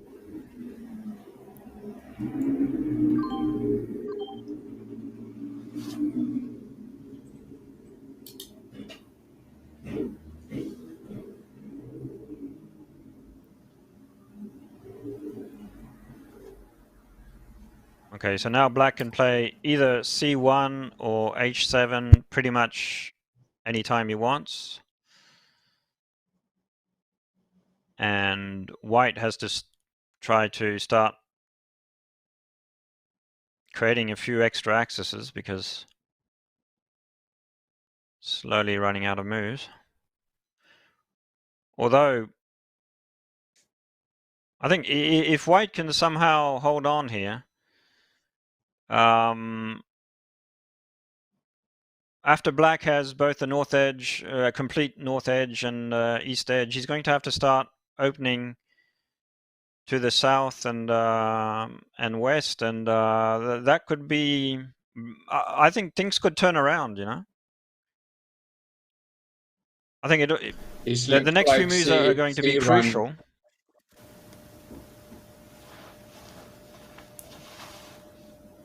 I mean, I really don't think white is out of this. I think if white can just play carefully in the next few moves and black is going to end up in a difficult situation having to play to the other side of the board. So I think this is still very, very close. Little bit surprised of black's move now. Yes, same here. I would have preferred C1. Mm. So why did he make? Well, it kind of makes sense because he can go C8 after C7. But is that good or not? And white still can't go in c1, so is black able to No. save that? Sorry, say again, Luke. So white isn't able to go in c1 at the moment, so is black able to save that as a tempo type thing? That's Well, true. white can now take it away. That's why I would have wanted to go there myself earlier. Mm. And like white would have had to make a move in the southern region somewhere. Now white could go f1, I guess, and get access to a lot of specifically the f4 disk.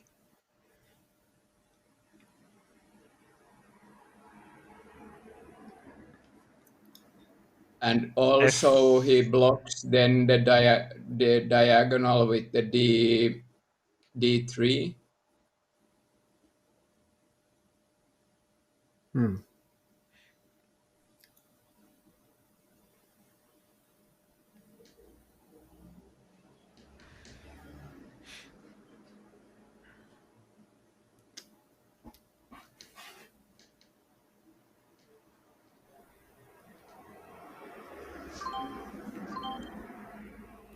Well, he didn't do it.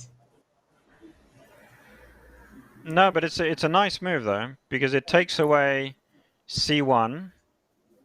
Well, temporarily, of course. Yeah. And it sets up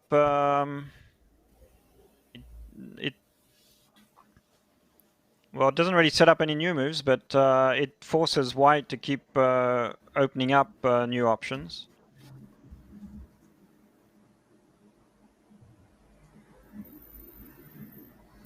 Yes. So this is Someone what I in the was saying chat before. actually suggested c7, so Okay.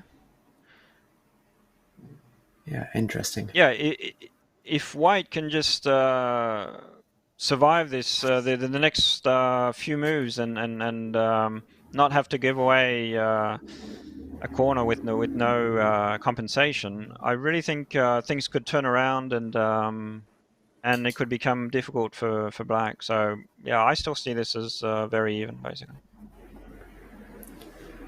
So what about c8 here? Is that It the looks most good. logical move for black now? Well, black Yeah, can go taking advantage. c8. Yeah, c8, also a6. I like.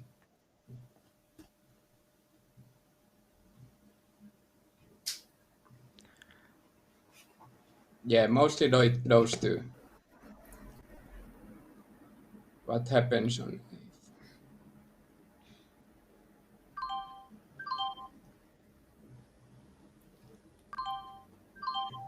That was a very That was fast quick. response by Yeah.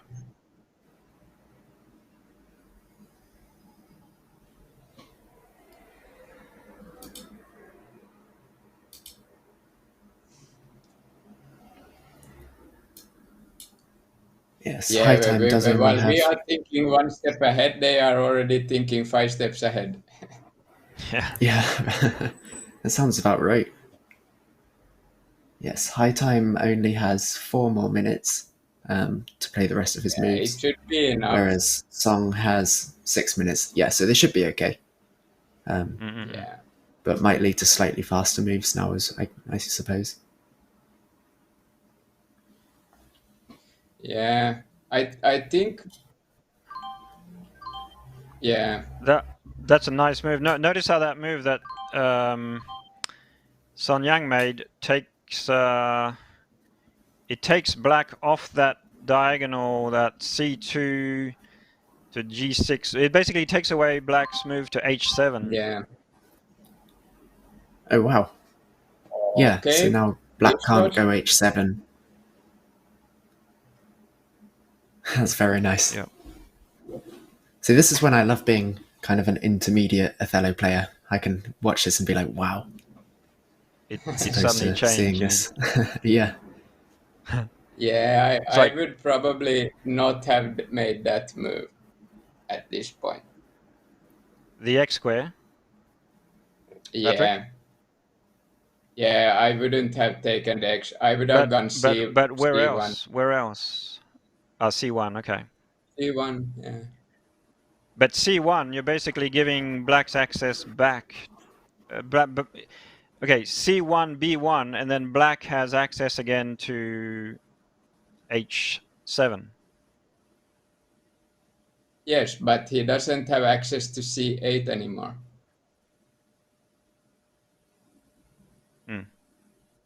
But what is black going to do here?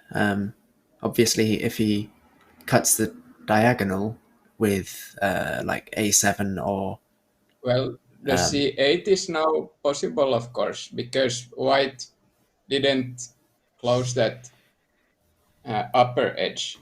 So I would be surprised if, yeah, he don't do it.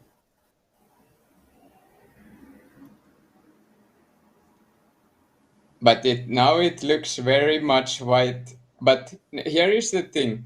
Now white is in the middle.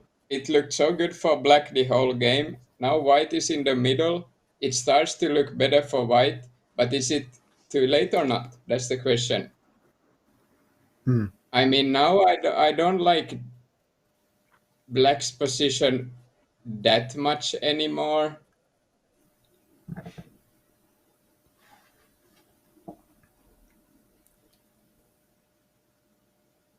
But Yes, but now if black goes in c1, then he can play h7. It's white to move now. Yeah, no, I'm just thinking about Okay. after this. I'm not making that mistake again. is it white d8?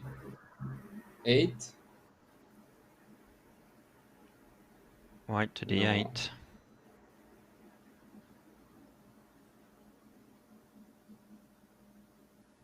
No, is it white to b2? What about that? That's a nice one, yes. To take away c1. Plus,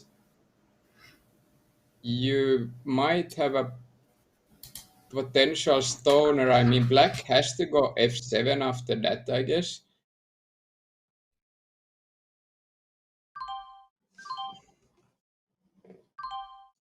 Okay, so we had the pair c1, b1. So black can now play to h7. Would white... yeah. But white still has the diagonal if he does. He still has the control on the the c3 to g7 diagonal, but Yeah, so black if... would be able to cut through that.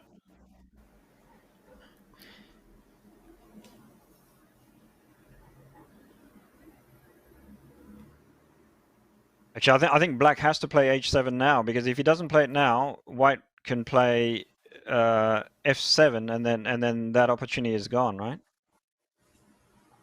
It then becomes an unbalanced edge. Like, this is the only chance black has to balance that eastern edge.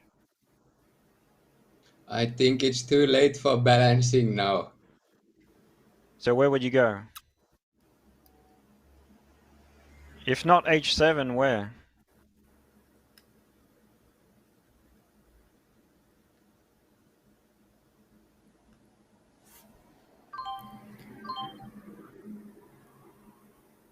Yeah, e8. A8 was the one I was looking at, but I mean, we still have the h7 for later.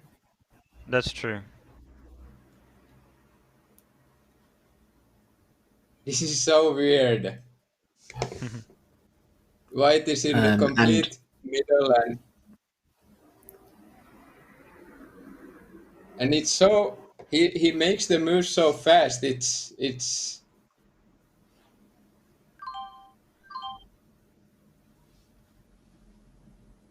like he yes, knows. Japan's just won another game as well, as we can see from the bottom. Okay. So currently the score is 9 points for Japan and 5 for China.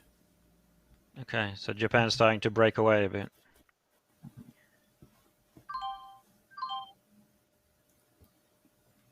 Okay, so black played it.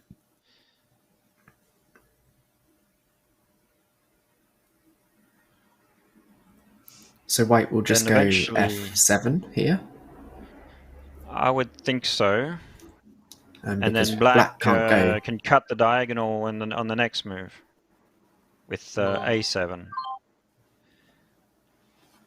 But I think this is a white parity win, I would imagine, Patrik. Yeah, white still gets the edge, everywhere. doesn't he? I don't think it's enough. Okay. Or is it? It's gonna be close in that case. Yan Song has the most exciting games.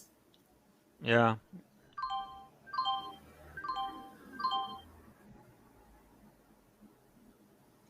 I don't even know.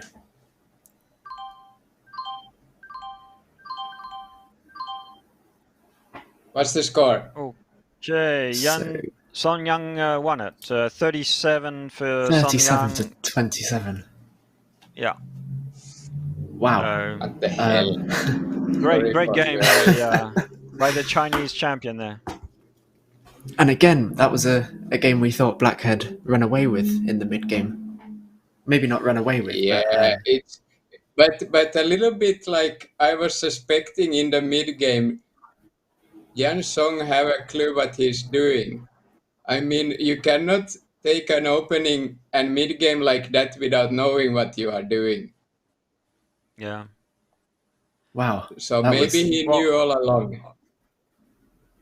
Yeah. I think once Black had the 3 edges, it was always going to be tricky, isn't it? Like when you creep along the edges, okay, you can creep along 1 edge, 2 edges, but once you hit that 3rd edge, it starts to become dangerous. and things can become poisoned then, can't they? If you're on 3 edges Exactly. at the same Yeah, time. it's all about poison. Yeah. So if you have 2 edges, and I'm talking about not 2 opposite edges, but 2 edges with which are adjacent. So with the adjoining corner, you're flipping pretty much. You're not flipping through the whole board, but once you have 2 opposite edges, the your poison flips will really kind of starts to play off that. fork off. Yeah, exactly. So then it starts becoming very difficult.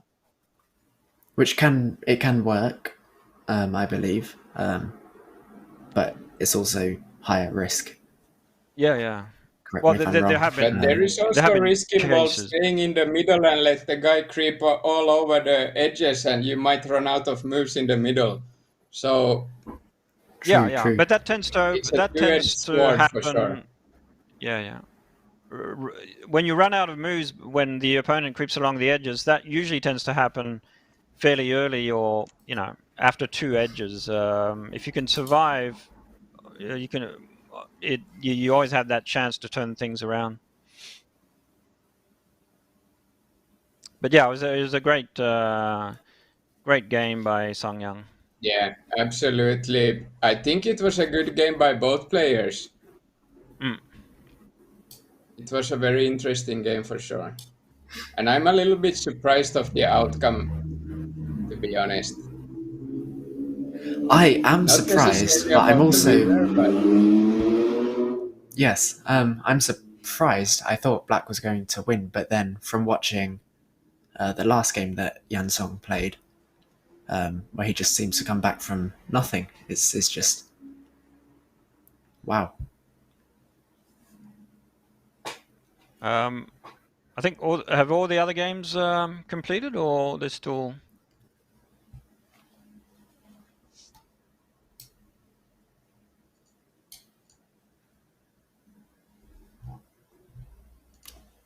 Yes, I think the other ones are complete. I'll just double check. 9-7 for Japan at the moment. Yep. So I believe now there's going to be another slight break. I think 6 minutes. And I believe there will be 2 new commentators now. That's correct. Experts to kind of help me through this. Sure. Yeah. So Patrik and George, thank you very much for being here. You've been brilliant. Yeah, it was a lot of fun. I mean, who knew that Othello could be this exciting? Yeah. Like I vaguely knew, but no, this is something else. Who needs bungee jumping and skydiving when you have Yan Song to watch? Okay. All right. Thanks, thank guys. You, It was and, fun. See you guys. Yeah, I hope to see you guys eventually in a real tournament once this COVID is all over. Absolutely. Okay. Cool. Thank you. Maybe it's time to play a live tournament again. Bye-bye. Bye-bye. Bye-bye.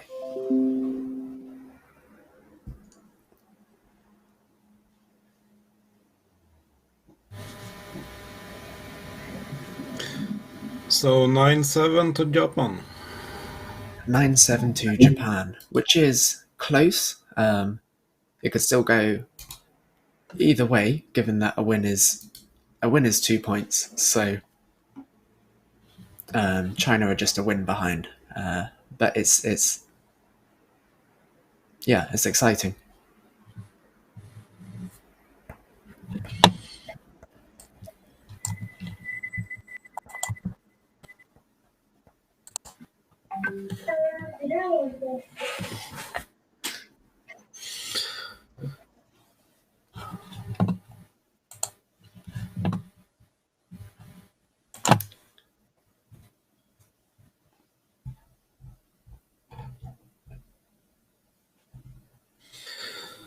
So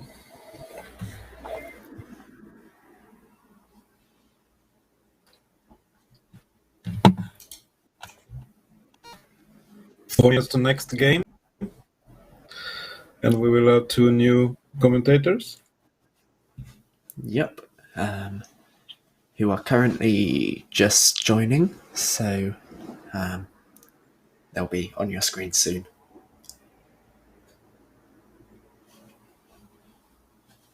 And we can present them a little. Joanna William,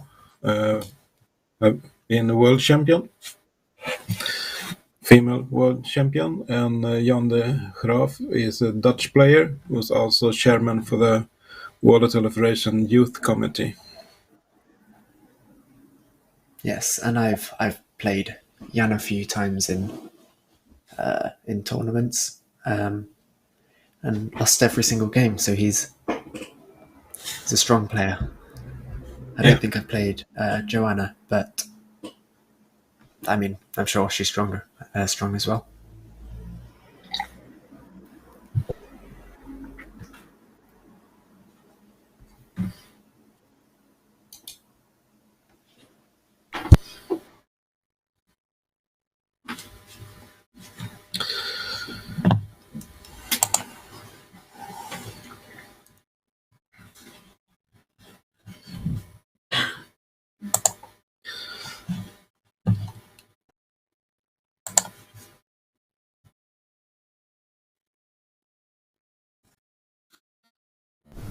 So next game we will see will be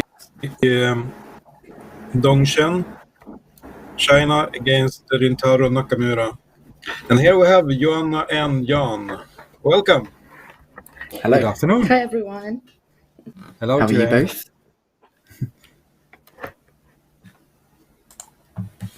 We Awesome. should decide who speaks first. Yeah. Yeah, Jan, how, do you want to introduce yourself for those watching? Well, good afternoon everyone. I'm Jan de Graaf from the Netherlands, former founder of the Dutch Othello Federation, and I'd like to play many Othello tournaments. So I've been doing that for over 20 years. So it's a pleasure that I was invited to commentate on one of the matches today. Yeah, no, it's very good to have you. And yeah, Joanna, is it? Yeah, it is pronounced Joanna, right? Yep, that's right. So Good. my name is Joanna. I've been playing Othello for many years now, but this will be my first time to commentate on the games. So I look forward to watching it and commentating for it.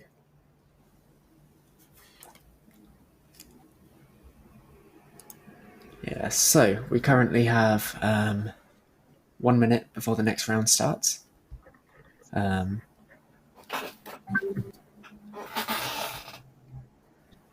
it is, currently... Yeah. Yeah, so it's currently 9-7 for Japan. So close. So a question to Joanna. You have played against the Dongshan in the World Othello Championship? I did. Yeah, so she will play now. Yep. So right now it'll be Dongzhen and Nakamura. Yes. Okay. I haven't played either of them. Me neither. I've never played with Nakamura too. Is that the only game that is going on banked? No, it's more game. Let's see. It is game number 3. We will see. It is 4 games will be played in the same times. And trying to open up your game so fast as possible. between Motainai Yes. and Dong. And if this game is finished quickly, then I'm sure we can go straight back over to Jan Song's games. He's had some very exciting games so far. Yes, There we have it.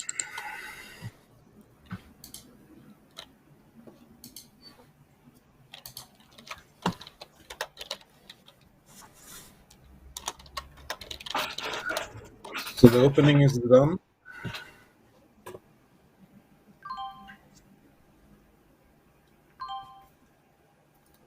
Oh, this is one that Tom Schotter from Belgium plays a lot as well.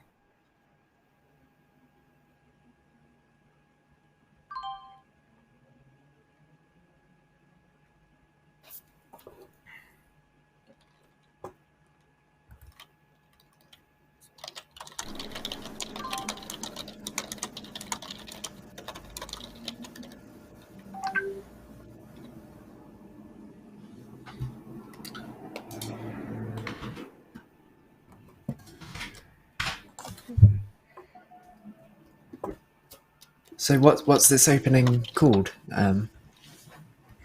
If either of you know at this stage. I don't know the name of the opening. As I mentioned earlier, Tom Schotter used to play this quite a lot playing black.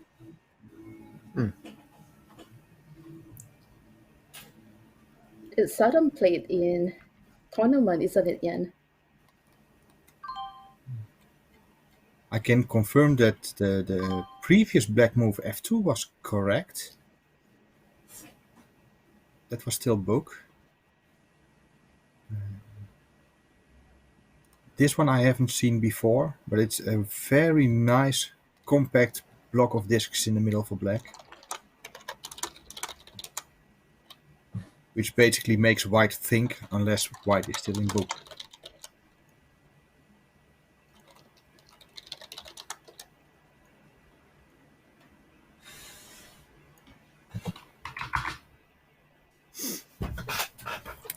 So I guess we'll just have to try to think along with white. Yeah. So Dongshen is black and Nakamura is white in this game.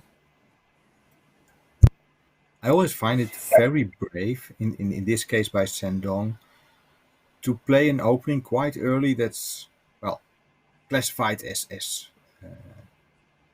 proven losing, but simply to throw the opponent out of book within 5 moves or so. And white is responding here extremely quickly, which, wow, the pace.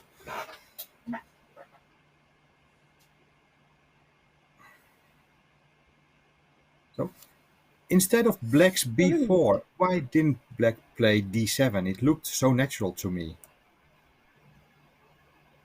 Yeah, Does I this will mean have black? gone to d7 first. Yeah. Does this mean black is still in book? Yeah, we were discussing previously with Patrik and George just how fast they were playing when they were still in book. So the speed of those moves would suggest they still kind of know the position that they're in well. Well, the thing is, 2 moves ago, black played e2, but did take some time. So I thought black would have been out of book there, but apparently not. It's starting to get quite complicated for black.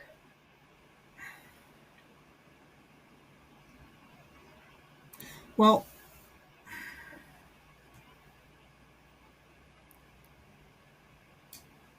black has a pair of moves at c1 and c2.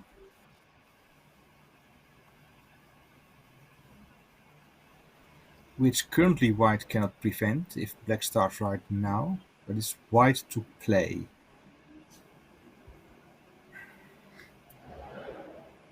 White f7 looks neat at first, but immediately makes d7 for black a great response. So f7 is probably not good. So for white, I would be How about- leaning towards either f1 or a4.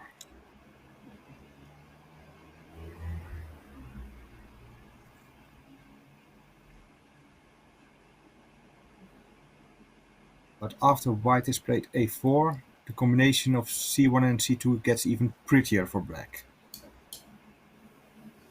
Yeah. I would probably settle for f1.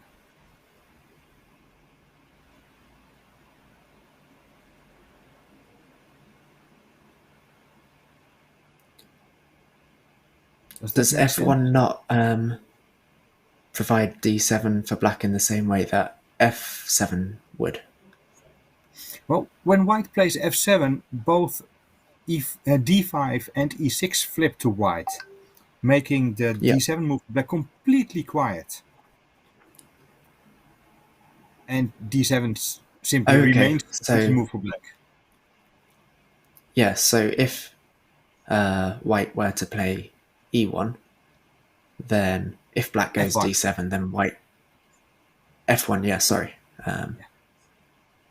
Then there are still the moves in the south side of the board for white. Okay. And getting the top edge for white might actually give white possibilities on the east.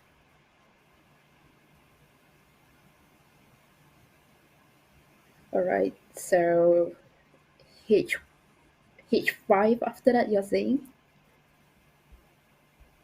Access to h5 for white after f1. Yeah. And if black responds to the north edge, white always has some kind of response and should be able to keep the access to h5.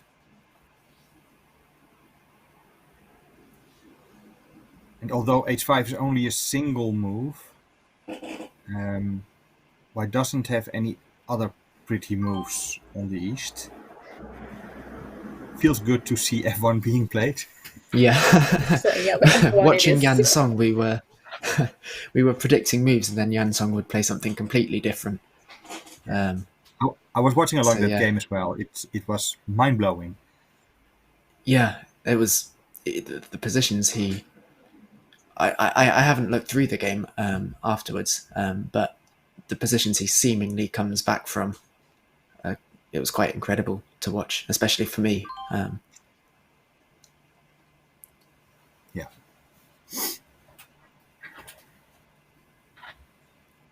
Yeah, so White's actually playing on his phone as well, which is something we haven't seen yet. It's interesting to Alright. watch. That at least proves that the Vint platform is also accessible on the phone quite well. Yes. Yeah, maybe even playing on an iPad or tablet is advantageous because it's closer to a real board, just flat in front of you.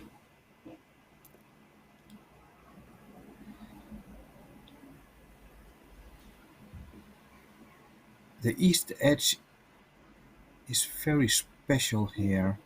At first sight, I would look at g5 for white, but then realize that there's a disc on e7 poisoning it.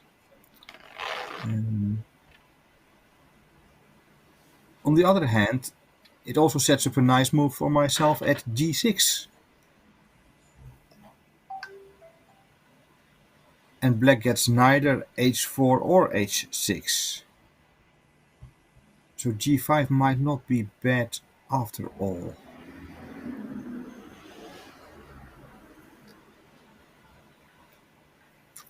I think white is forced to play on the east side first, just because that this on d6 is causing quite a big problem for now.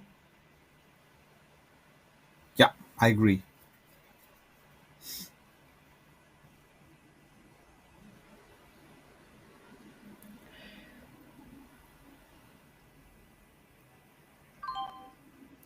Oh, Oh, okay. Oh, all right.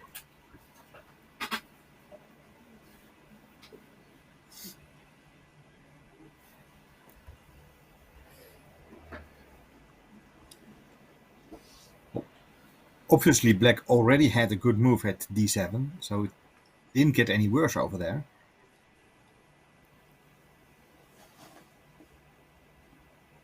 The east is still fully black, so black cannot do anything over there. I absolutely didn't anticipate c7, but in hindsight it looks okay.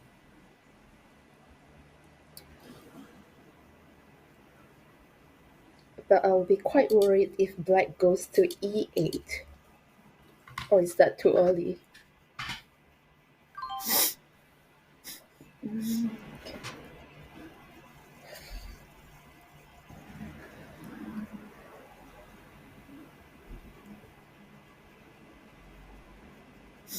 Okay, so yeah. They're still playing very fast. This must be patterns they are feeling. Patterns around the edges that simply feel good to them, which they don't see any alternatives.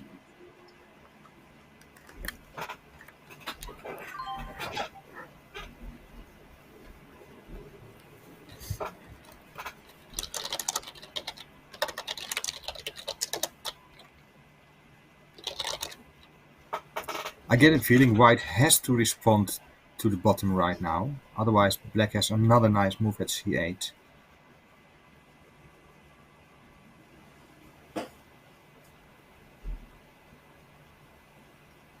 And the only reasonable response towards the bottom is d8.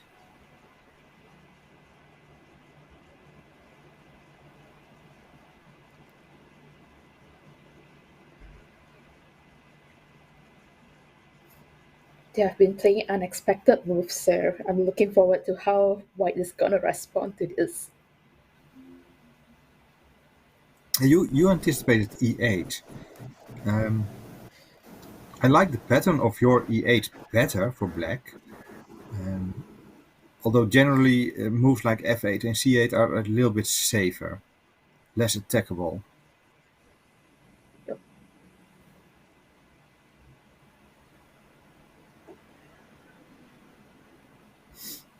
What do you think about the disc in b4? Is that going to cause black any problems, do you think? It's a good disc for white, otherwise the black would have even more pretty moves.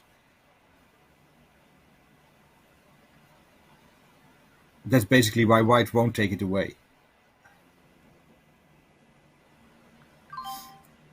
Oh. Or will he? Plot twist.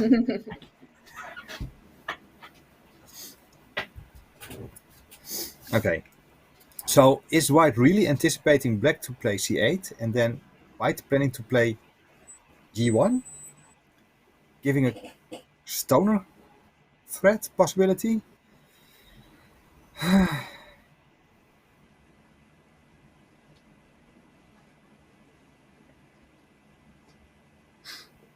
Oh wait, if black goes c8, white could play d8, giving black a hard choice. Either d1, which became silent, or b6, which is still pretty, or e8 to complete the table.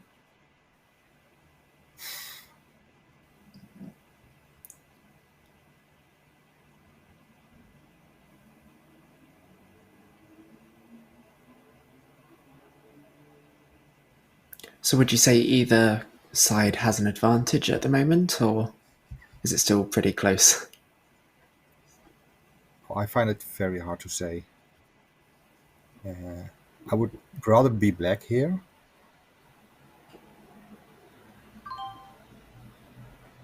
But I didn't expect that one. Oh yeah, white can't play a7 at all now, or at this moment. True. But d8 looks good for white. No. Oh, okay. Oh.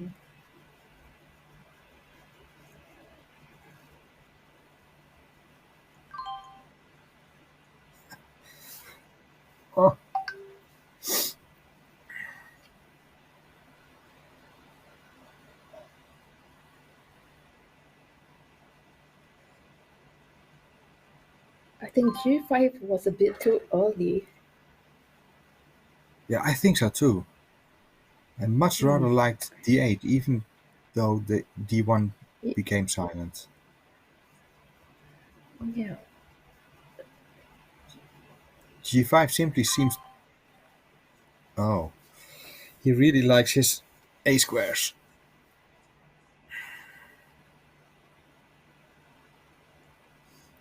And now H4 is So massively poisoned.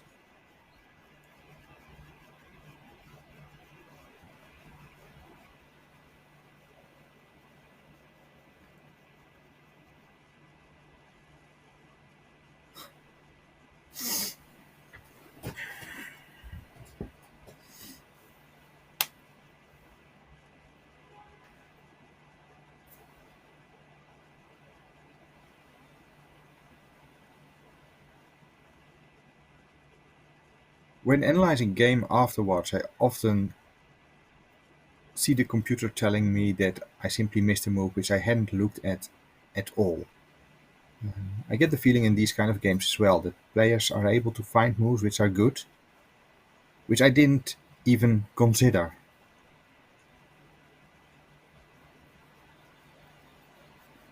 So I try to force myself to look at every possible move. It still feels hard. For example, Joanna, G1 and A7, would you consider these moves? G1 and A7. No. I was thinking of the soft side. Something about D8. Just in time. But I'm not sure how it's gonna evolve after this.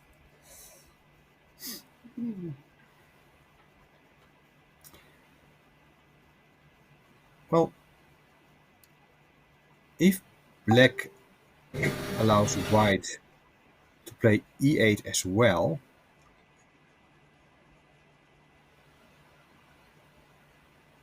then black won't have access to F7 probably.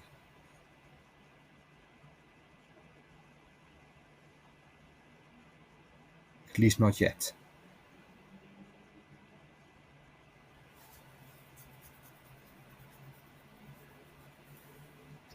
Luke, you asked earlier if you thought this was a balanced game or whatever, and at that stage I thought black had a clear advantage. Currently I'm not so sure anymore.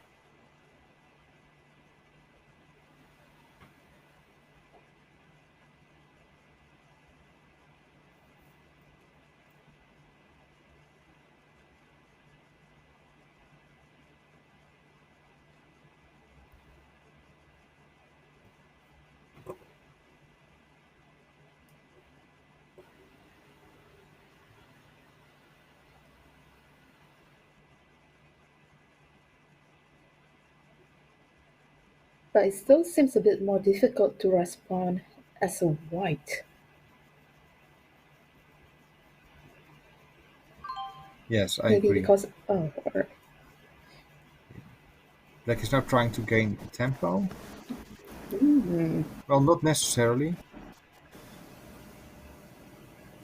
I think he's trying to take away C5. Ah, nice. Nice.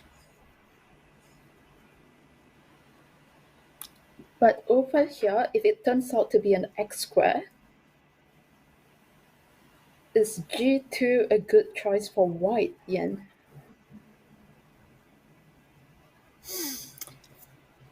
So, Oh, no, you're no, no, thinking no. about It's bad. C1, B1, C2. Then obviously white can play Yep. G2 without harm. Although black can cut the diagonal very easily. But still G2 was a safe move to make. Because black cannot reach G1 and get the A1 corner later. So I actually like that you're looking at G2 for an extra move. And it even allows white to play H2 at some stage, because black still won't have access to G1 in a proper way. Yeah, I really like your thoughts towards G2. But it still feels Yes. a bit Is too he trying dangerous, to isn't it? Yeah. block A7 as well? Yes. Someone in the chat has said. Yeah. That's what Yeah, Joanne it feels said. like it. Yeah. What I find strange now is that White is actually contemplating the second move, because B1 seems extremely forced to me.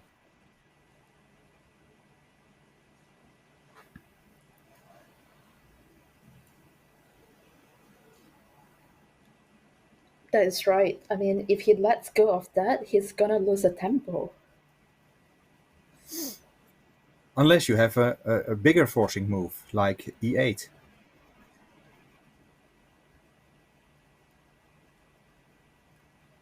So Or could E8. White be considering G2 right now? Your ID? I don't think so.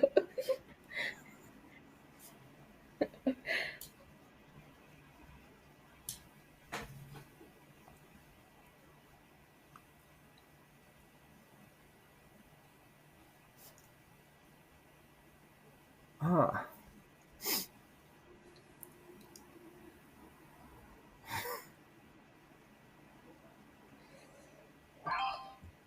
Okay.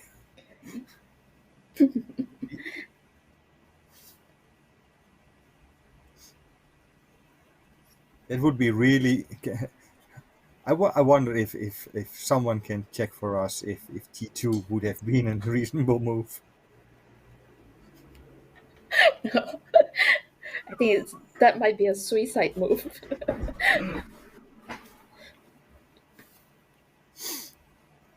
Okay. So this was a nice exchange, giving White, well, a lot of poison from the top. And Black is in no hurry to play C2, except for the idea which Joanne gave to get rid of C5. Yeah.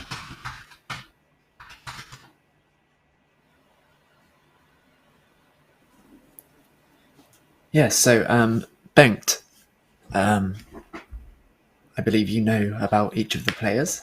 You're a player expert. Can you give some background on the players themselves?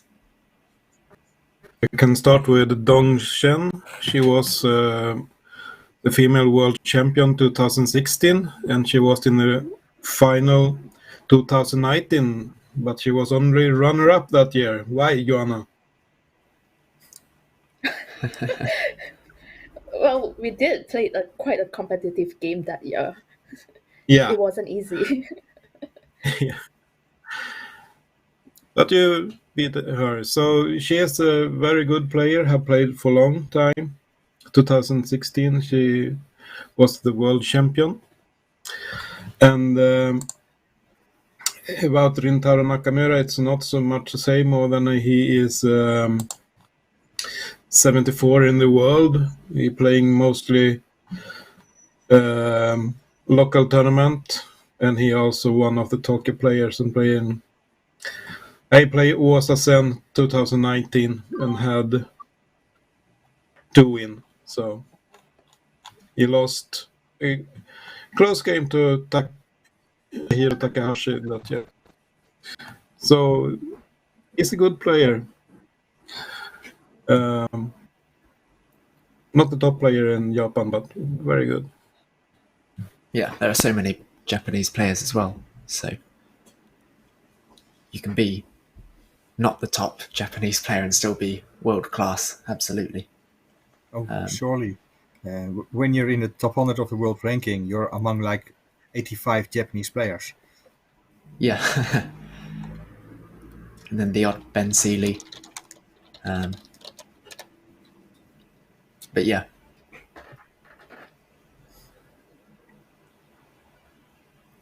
So going back to the game, White played A5. What do both of you think about that? Jan, what do you think It's about a move I wouldn't consider quickly. It obviously gives a4 any time to black. And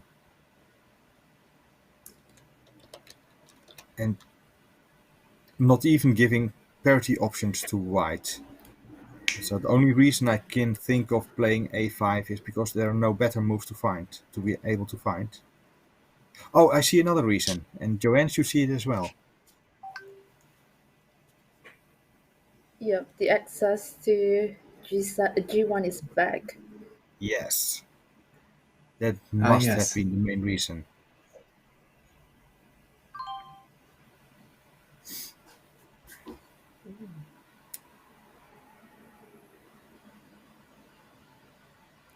So now will white play G1, do you think? Is there anywhere else that's feasible for white to play?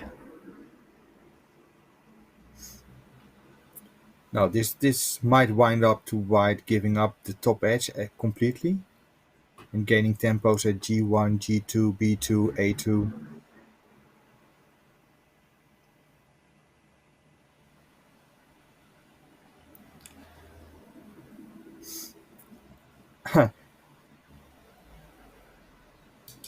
Again, should we actually look at G2? I like it. I have no idea how it would end up, but it looks exciting, and I'm all for exciting moves. Let's assume black takes the bait immediately. G2, H1, then white could play H2, having gained the tempo, not having lost the parity to the east.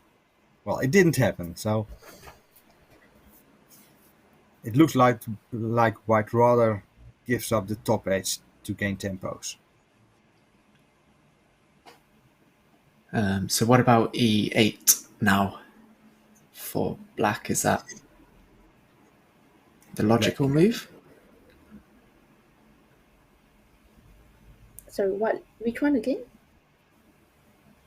So E8 now for black. It just kind of looks the I'm most... actually worried about E8. Just because black might take away the access to... Oh, there it is. Okay. Well, E8 for black didn't really bring anything. White simply had a response, and whichever other move black would make to the bottom, white would get another response. And now black actually made a move, after which is the other way around. When white now approaches the south edge, black has a response, even though the pattern is unbalanced. But the B8 move for black here is I think what you can name a tempo move, at the expense of a less pretty pattern.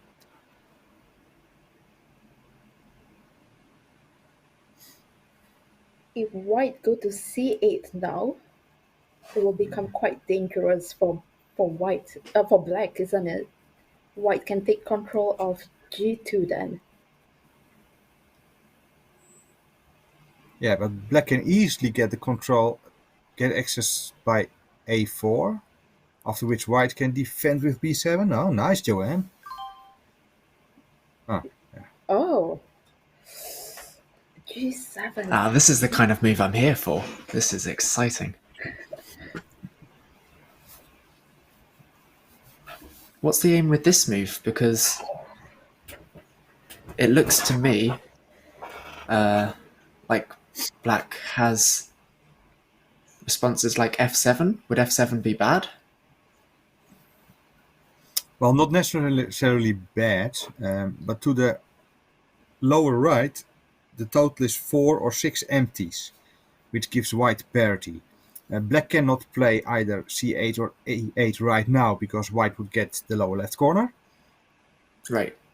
So white might choose to play out parity here and still getting the A8 corner. And if black plays F7,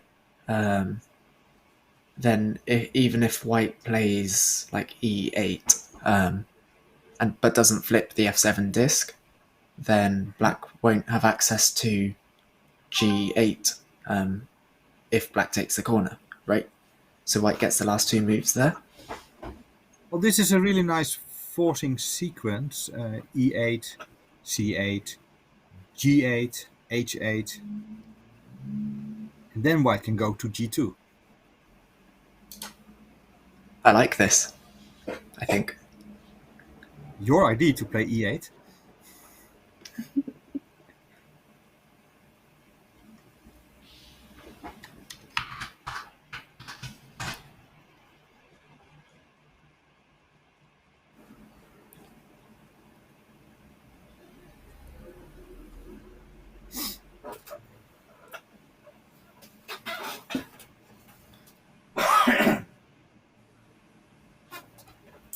Apologies. Bless you. Let's see.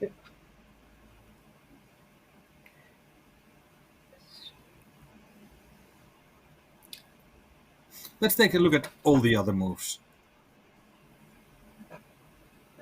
B2 seems like a no-go. G2 seems like a no-go. H2 makes no sense to me.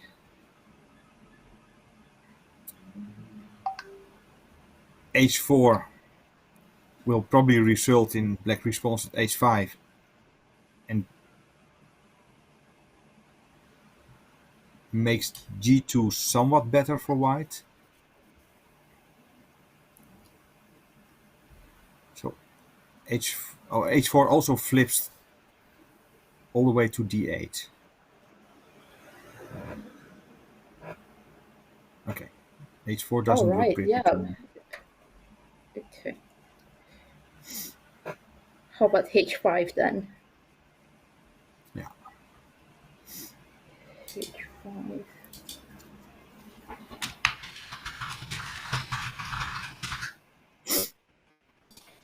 I'm all for E8, C8, G8, H8, D2.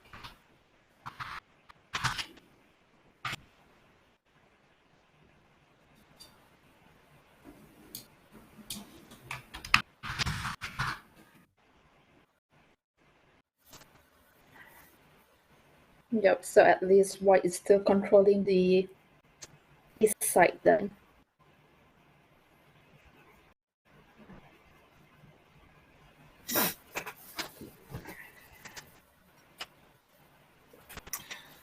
What about total parity then?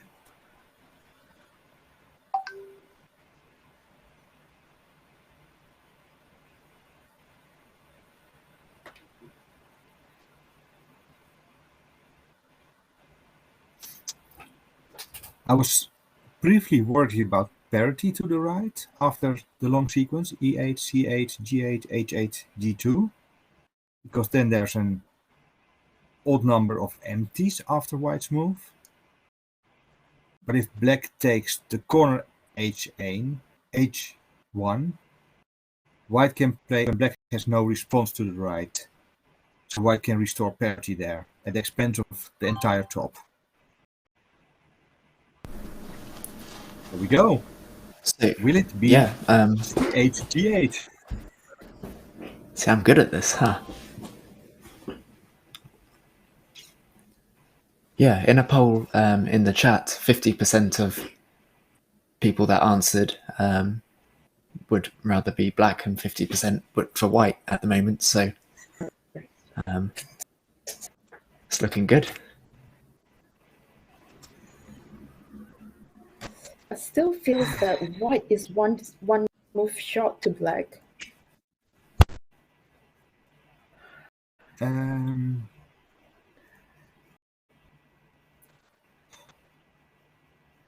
Well,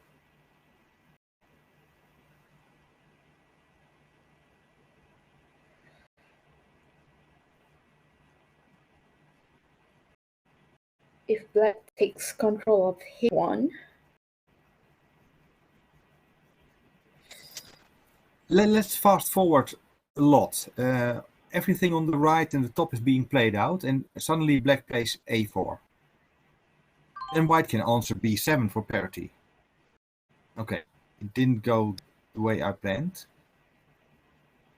But still, this will probably be h4 for black.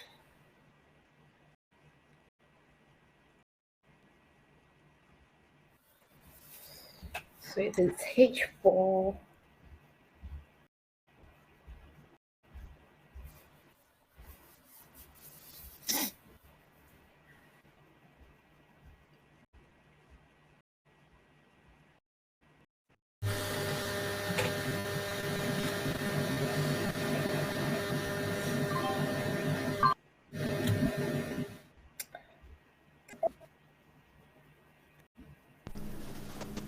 Oh, so China have won a game.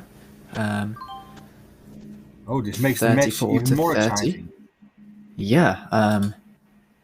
Yeah. So currently the score is overall 11 points for Japan and 9 for China. So Japan retain their 2-point lead, which of course is only one win.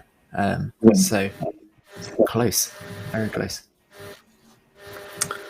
So we can say that De Soucy had 34 against the Japanese player Kosai, who had 30.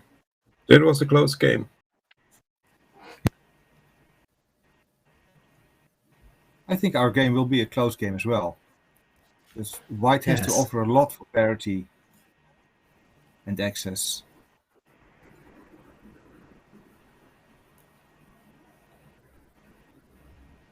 Is white not Oh, able this to is a very use? tough choice.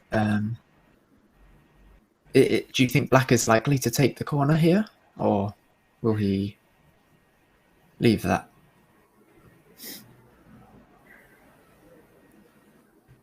He'll be forced to take the.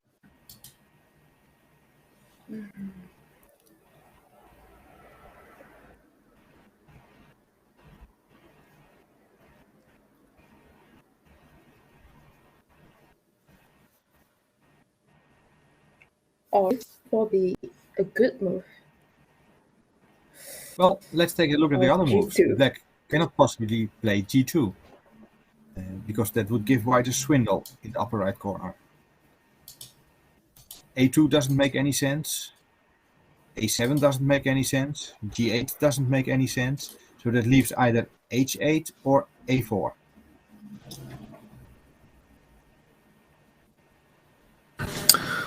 We also have a Japanese win. Ooh. Here, High Time, who is Daiki Takamisawa, won 39-25 against Biole.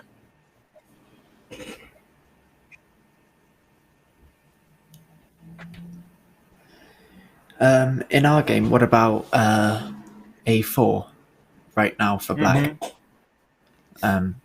It's just been suggested in the chat a few times. Obviously, like it's always nice to kind of save that for parity, but do you think black now and win as a result? Well, I don't think you can save a4 for parity because it's connected to the 3 empties at the top left.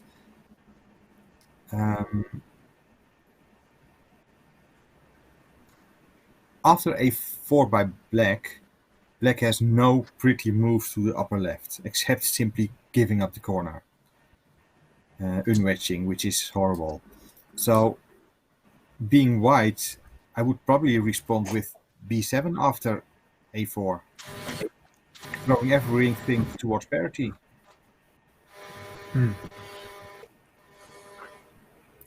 Yes, looking at Yan Song's game in the bottom,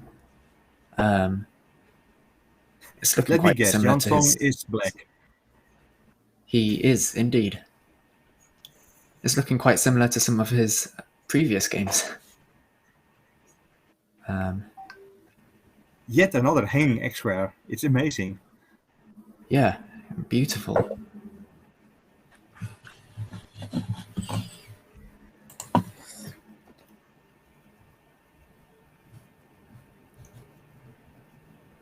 There's a very nice X square there. Wow. What's the aim with this X square? Because black can't play is that H6 for the stoner, can he? So what's the plan for him there? I think the main aim is having played a move, which doesn't hurt at all. Right. So what if white were to go in G8?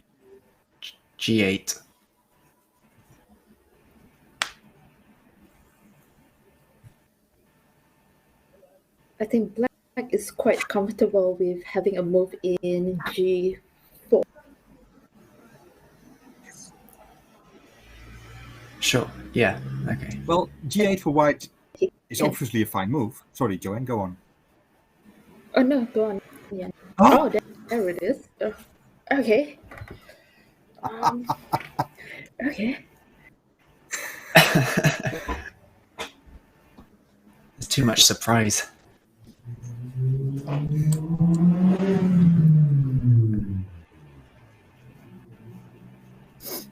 Wow.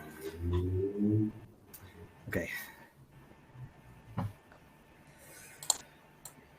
So white is expecting black not to be able to move either E square.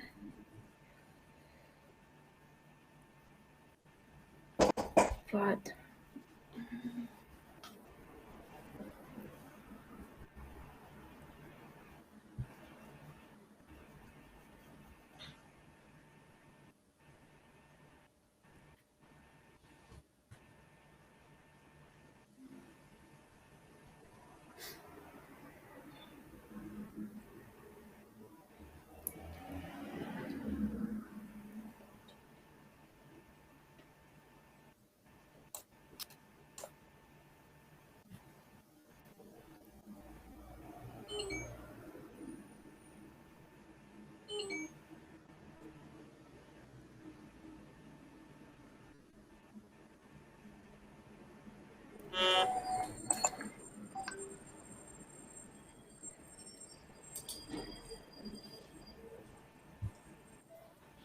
I tried to count A4 in the main game, and it seems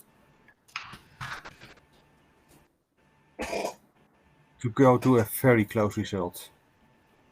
Then I assumed that A4 would be followed by B7. And that's in the bottom game. For me, it's the top game. top game, I think. Oh, in the top game. Okay. A4 and then to B, and then 8 is 7.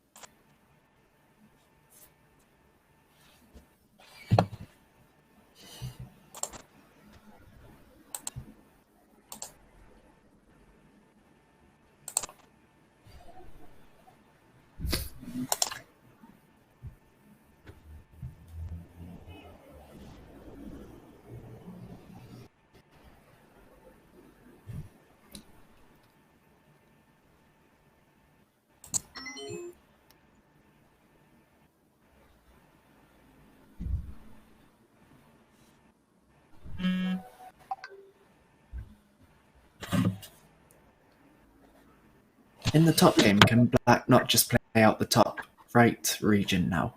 Would that work? That gives And white just with swindle. G. H2 and H1. Oh yeah. True.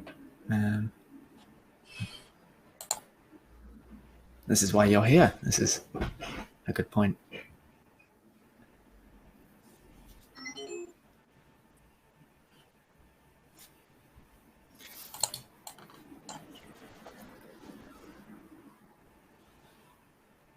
I would still think that it's safer to go with A4 Oh. H8. Oh, so he's giving up the top row to white. Well, if white plays g8 now, black can safely play g2 because it will no longer be a swindle. Right. So we'll have to figure out if the left is still possible for parity to maintain white. Yeah. Moving to the bottom game between Yan Song and Polpon. Seems to be closer to the final stages.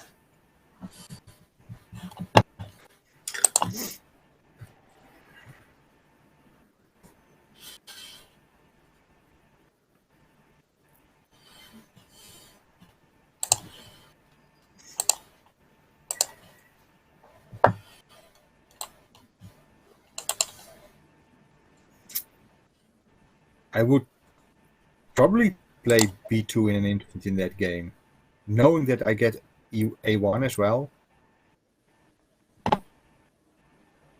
And then, well, Oh yeah, for parity's sake, white that's nice. to a b1.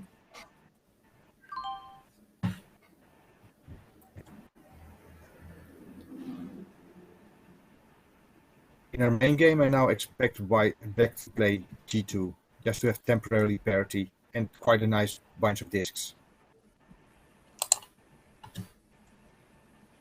I think white should have saved g8 and played g2 itself.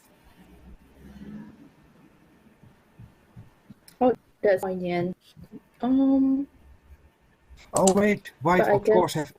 Doesn't want. He wants to protect the top row.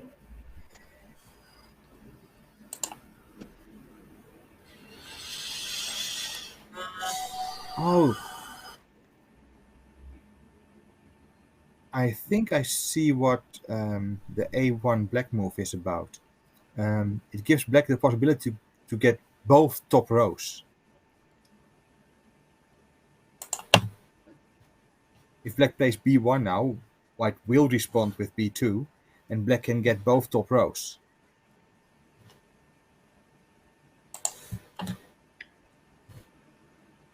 I think g6 for black is good now. Yes, it is. Yeah, this G6 is a black over. win.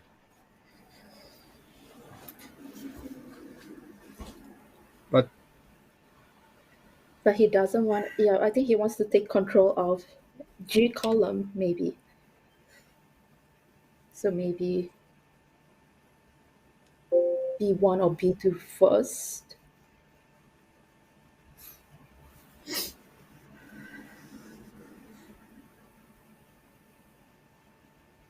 No, I think you're right, Joanne. I think G6 needs to go first. Otherwise, the diagonal from B1 to H7 is getting checkered.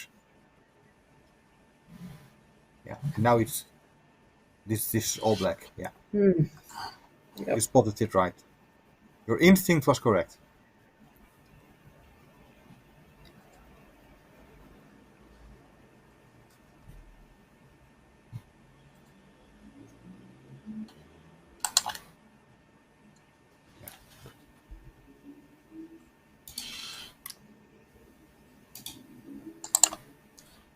So, yeah, with a win for black on the bottom, Mm-hmm. that will take it to 11 points each in this match so far. Wow, that is nice. So keeping the storyline exciting. Yeah, so it will all come down to the top game. The for G1 this move round. is another move I wouldn't have played instantly, and they do. Nice. Oh, That was very nice. what are the timers on the main game. So black has at least gained Yep. temporary parity in the upper right.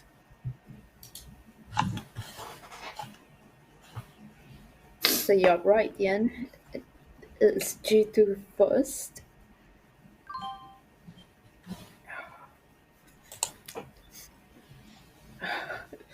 Wow.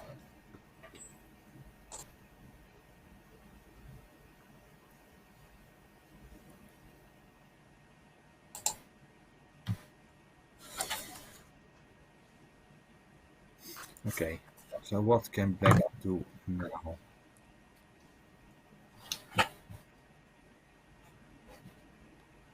Yeah, I think A4 is the only option, because that would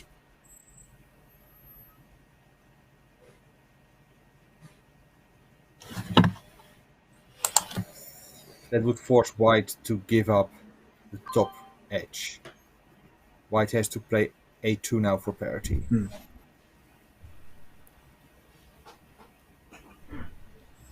And then white has to choose whether it wants to protect the top edge, playing H1 first, or leaving the top edge to black and playing H2 last.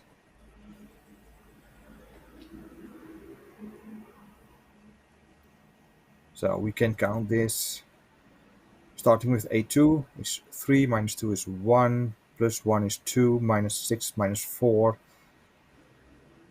0, plus 3, plus 4 for white, then an unwedge over there.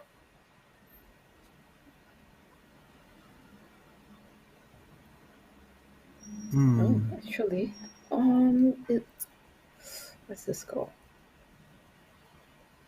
That's minus 3, plus, so this is plus 5 to white, 6, 8, 9, 14, 18, 21, 28. So it's a 34 to white, it seems.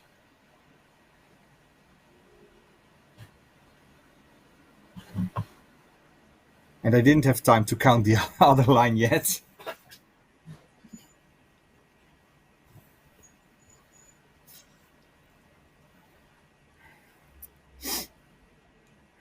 Oh, he's counting the other line right now, which is, of course, also a possibility.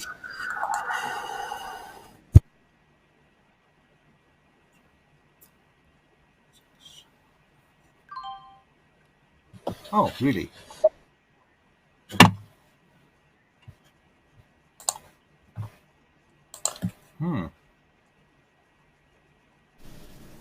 Yeah, I would have gone for the other one. Yeah, me too. But black has to go for H2 now.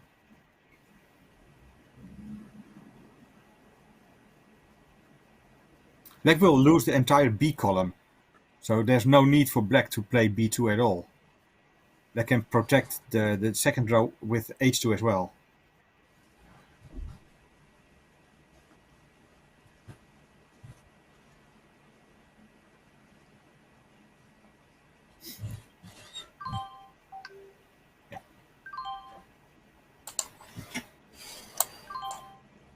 Oh, it's so. Yeah, but So it's that still is- enough for white. Yeah, so it's 35 to 35. 29 35. I for miscounted one. white. So that Well done. is China. No, Japan. No, That Japan, is in the Nakamura. lead. Yep. So Japan now lead. That is 13 to 11. yeah, So very almost, exciting. yeah, very close. So it all comes down to the last round. That was a close game as well, though. So Um, I wonder if anyone has been keeping score. Let's assume the last round is a win for China. Then it's a draw in victories. Does it come down to discs, or if well, there's it's a kind of draw, round then robin.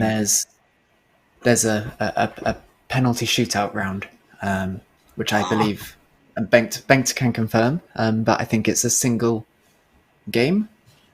Yes. The team whoever leader wins- choose. The team leader choose one player from each team to play a 10 minutes game. If it is a draw, as they did but in. because go on. As they did in the game Russia-Finland. There it was an exciting game between Atamanov and Olli Makkonen. Yes, but it's probably quite unlikely in this match because they've already had a draw, so it would require one of the games to draw in the next game, in the next 4 games. Right.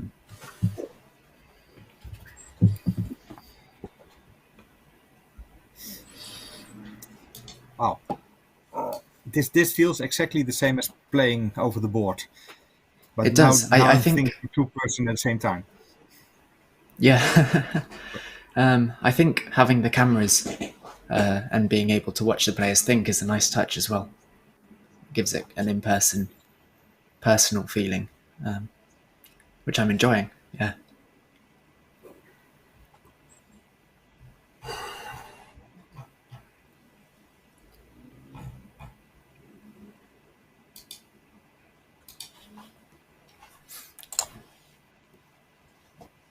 So Japan are currently ahead. Just. Who do you think will win overall, Joanna? I think it's tough to say right now. China may have 2 points, or Japan may have a 2 points lead, but there's still a chance for China to win at the next round.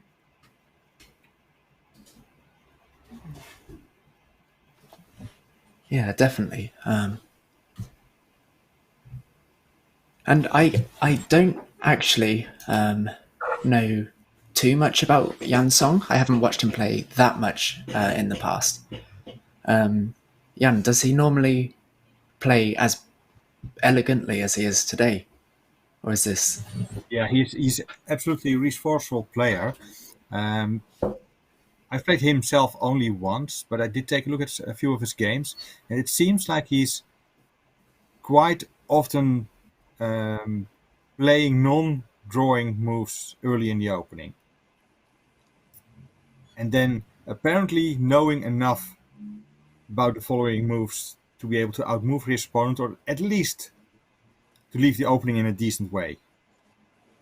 Obviously, he's losing in theory at that stage, but well, the position he has such a good grasp of those positions that he's often able to manage himself. And we have now seen 2 of his games playing hanging X squares, which not many people would consider quickly, and both, well, apparently being correct. I haven't checked it yet if they were correct, but judging the result, it seems they were correct.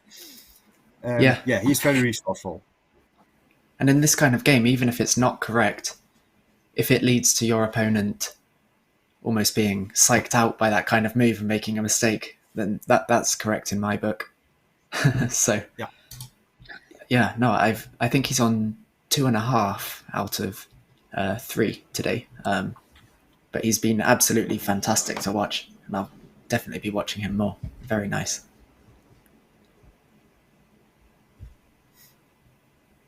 Joanna, have you ever played to Song Yang?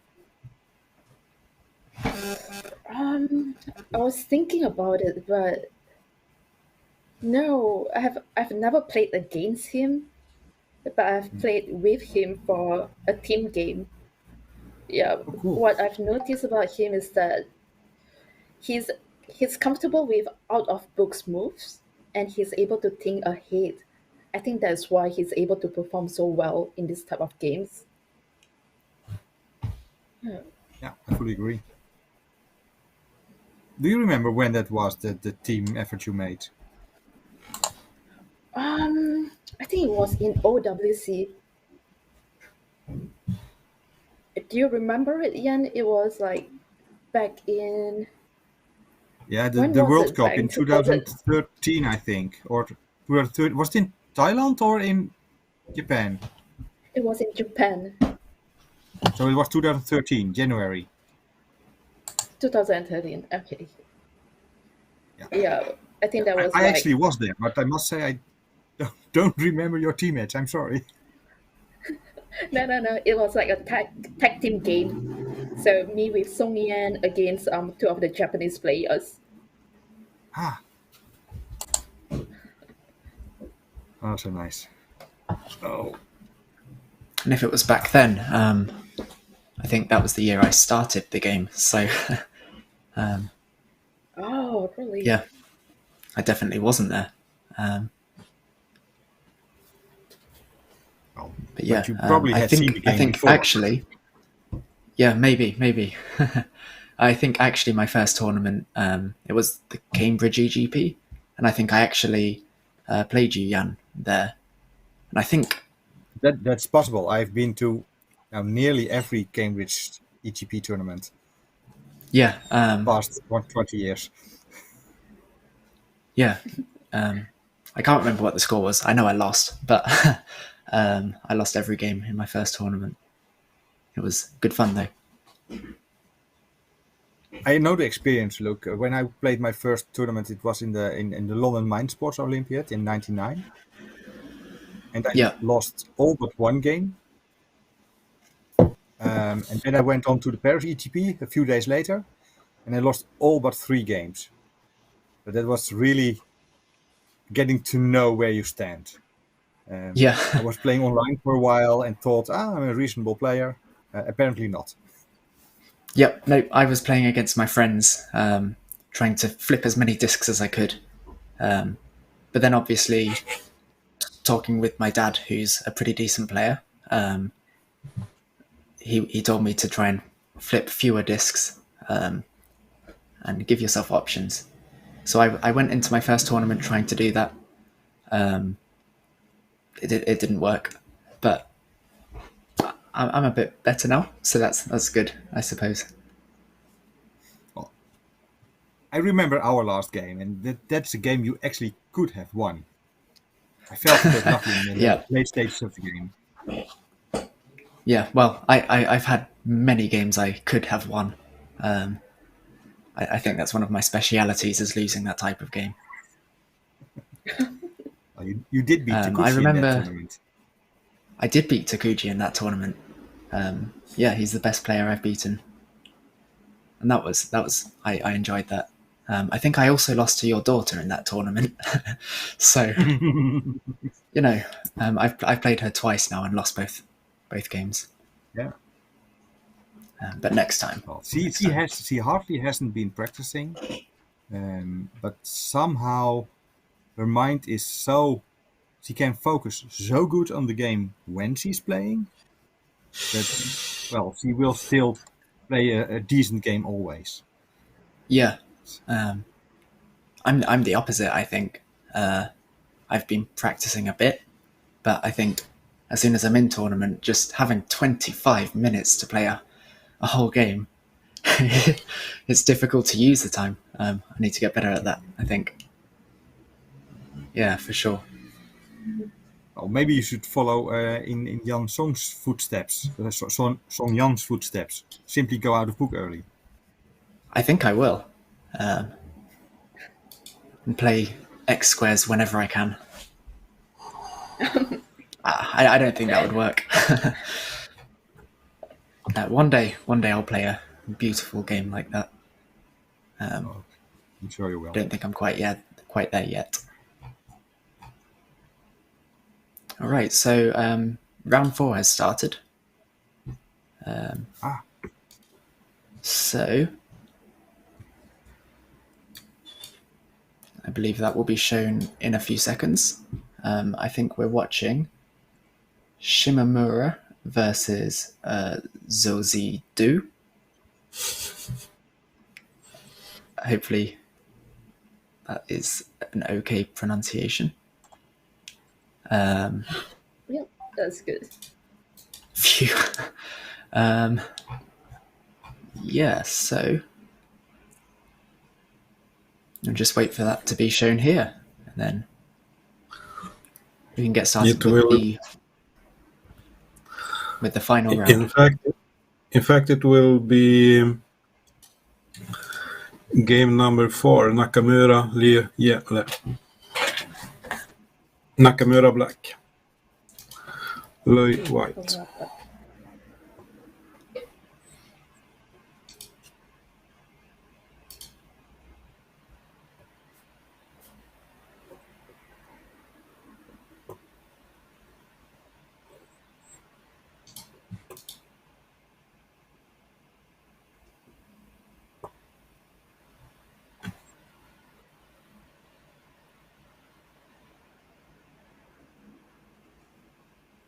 Oh, yes, yes. So we'll be watching Nakamura. Here we go. Okay. So Nakamura is black.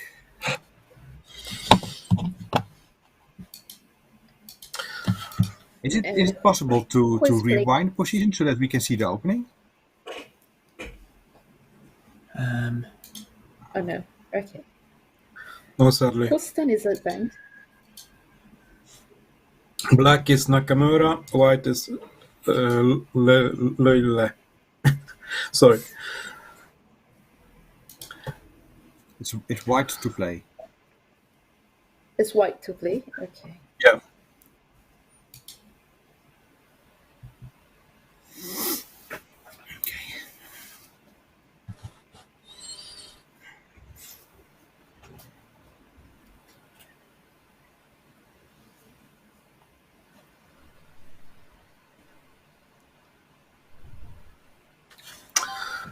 Actually, And- oh, okay. And Nakamura have 2 and 1 draw. Really have 2 win and 1 lost. So it's one of the games who must be, Japanese or Chinese to, be important of the game.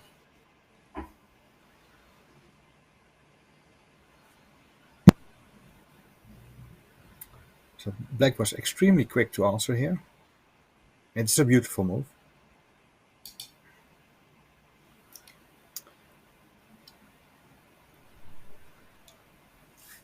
Somehow I mainly see problems for white. Black has a pretty move at h6.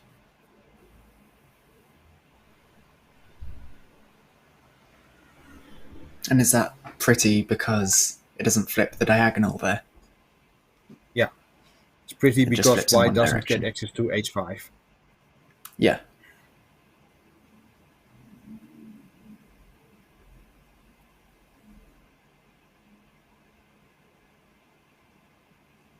So to counter that, white might consider playing e8, but white doesn't.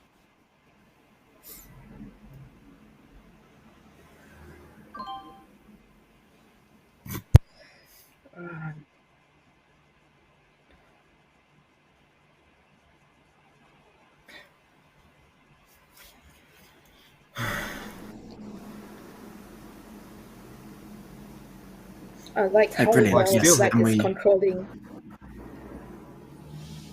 Go ahead, Joanne, sorry. I know. I like how well black is controlling that diagonal line.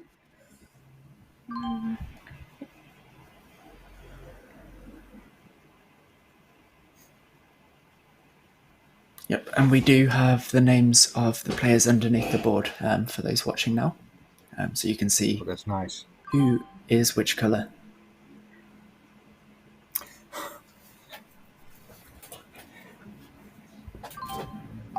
It's almost as if he heard you, Joanne, controlling the diagonal.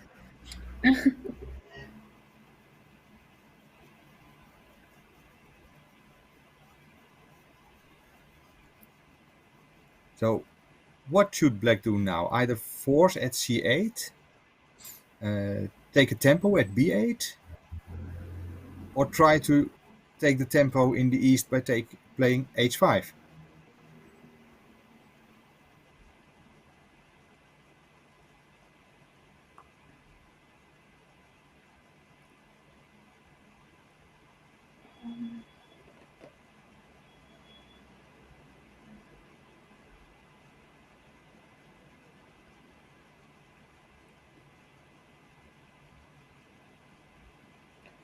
I think b8 is a bit risky for black.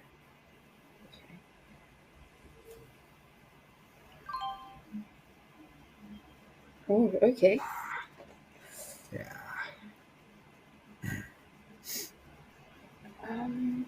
I agree with your assessment about b8. But this gives a free move to black. Yeah.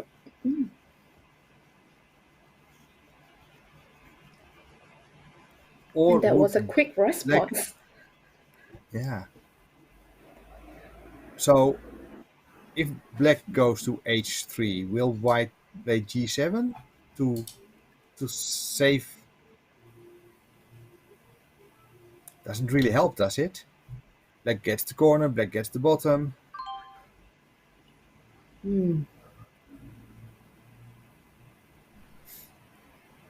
Instead of black h3, would you have considered black g7 this soon? No, I would prefer h3. Is there a reason for g7 yen? It's extremely compact. If white takes the corner, black wedges at h7, and white has to move to the left. It's extremely compact.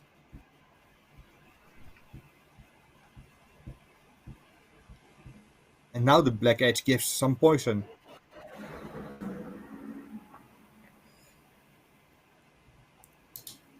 Okay, but that didn't happen. Will white play g7 right now? White, black, white, black. It doesn't help, it seems. So white should come up with something else. And then, to me, the only sensible move seems to be b3. Because b4 is not really pretty as a response. Yes, like this. Yep, you're right.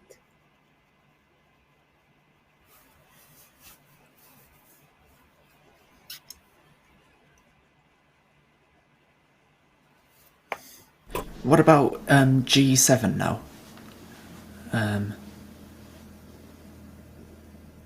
It was suggested in the chat. It doesn't look too good looking at it now, but is there something I've missed? I think that was suggested 2 moves ago, when black hadn't played h3 yet. It was, well, it says it was suggested this minute, so Oh, okay. is there something I'm missing? If black plays g7, white gets the corner, black wedges, white gets the whole right edge. Then black is extremely small.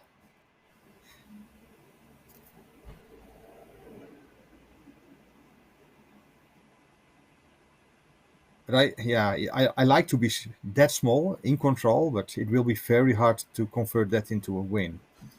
So Right. maybe it happens now. If white plays f3, which seems obvious, then black g7, offering the corner. White takes the corner, black wedges. White goes to h2, and black goes to b4. Then black has full control, but white has a lot of table discs already.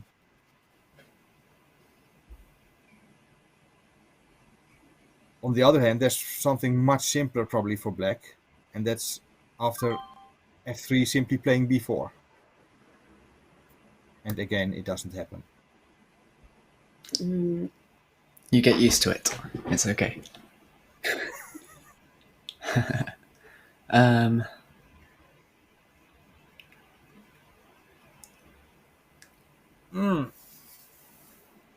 So white... Okay, white wants to control the diagonal. Yeah.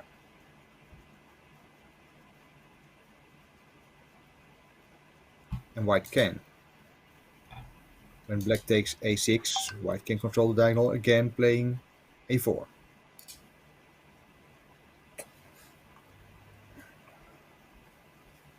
And they're both still playing fairly quickly as well.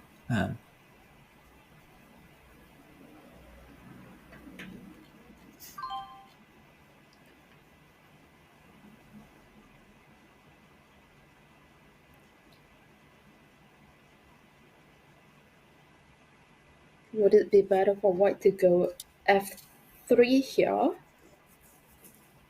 Or to take control of... Okay, f3.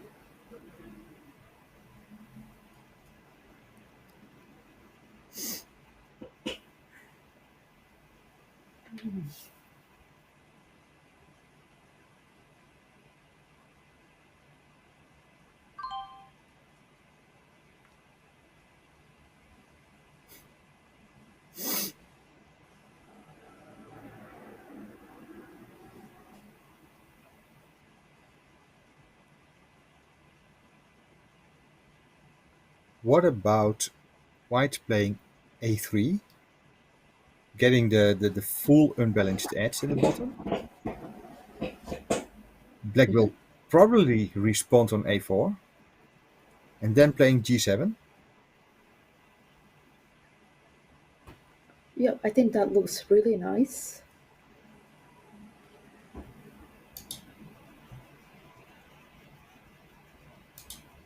The alternative I see is playing a4 and waiting what black is about to do.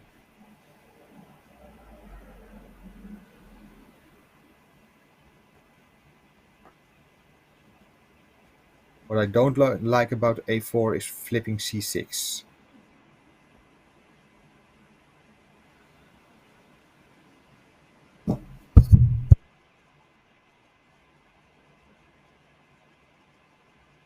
Yep. If white goes to a4, black goes to a5, will white respond back with a3 or g7?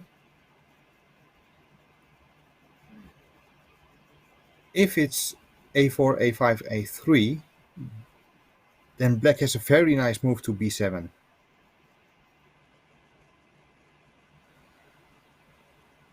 So I'm not sure a3 is correct. I think if white goes to a4, so a4, a5, it will be a7. Oh, right. How about g7? g7 right now. No, a4, a5, g7.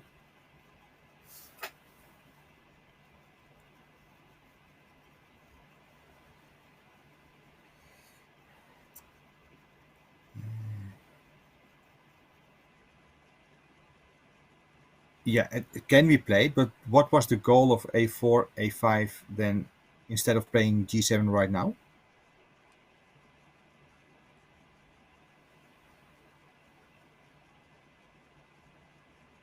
Oh, Black has no fine moves to the left right now, except for maybe b7. And that makes me come back to a3.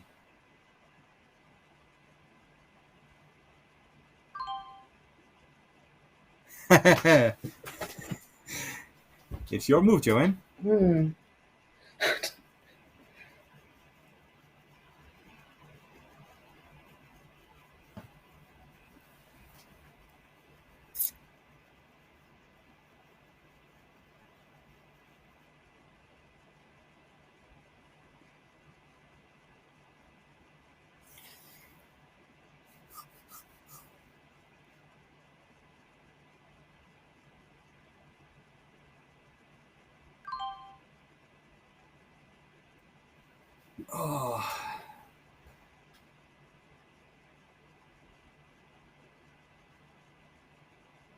I must agree with you that a3 might not be so bad.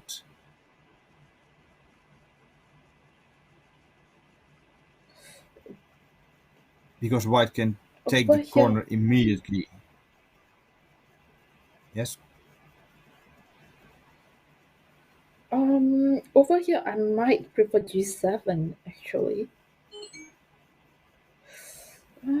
But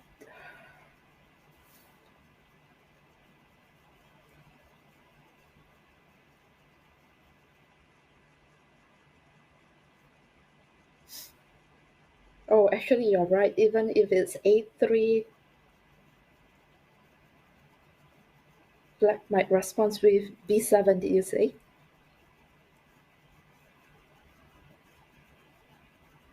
Yeah, but after black takes white takes the corner, when black wedges at b8, white can play g7 and have parity in both regions. But this is also parity. And it's black's turn to play now. And black didn't manage to gain any tempo. So, yeah, I agree And that as probably... we were discussing it a little bit earlier, because the black has two edges, although the one on the left isn't a complete edge. He very much has two edges on opposite sides of the board. So will that trouble him in that it will poison many of his moves? Yeah, absolutely. So this game seems harder for black to me right now, which is good for the overall standing.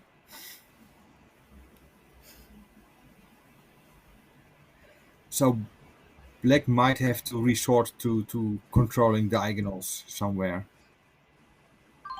Otherwise he will find a lot of poison everywhere.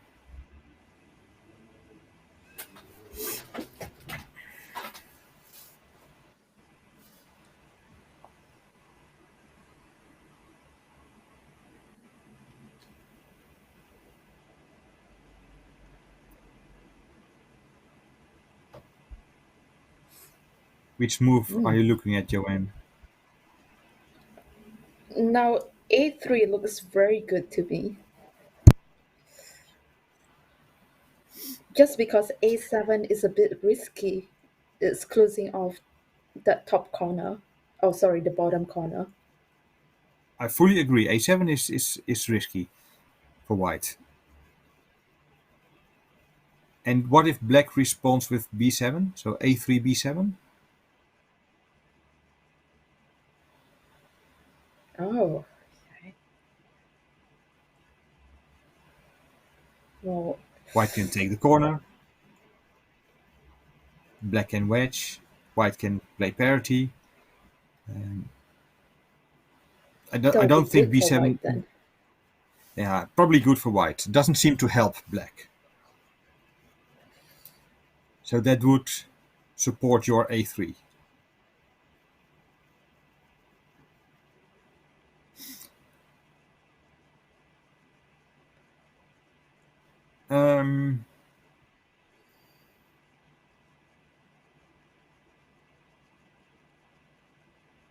What I don't like about a3 is that the entire 7 row gets white. So white cannot play b7 anytime anymore safely. That's true. I'm actually considering c1.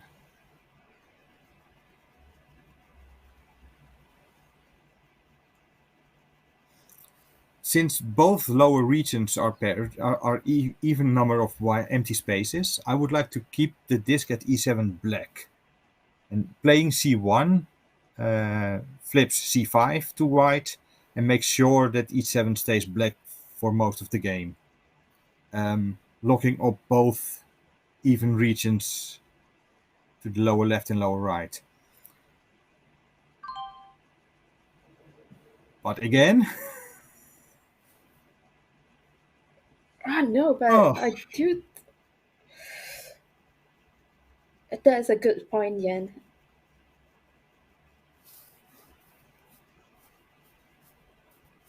Black should take the edge right away. Now. Yeah.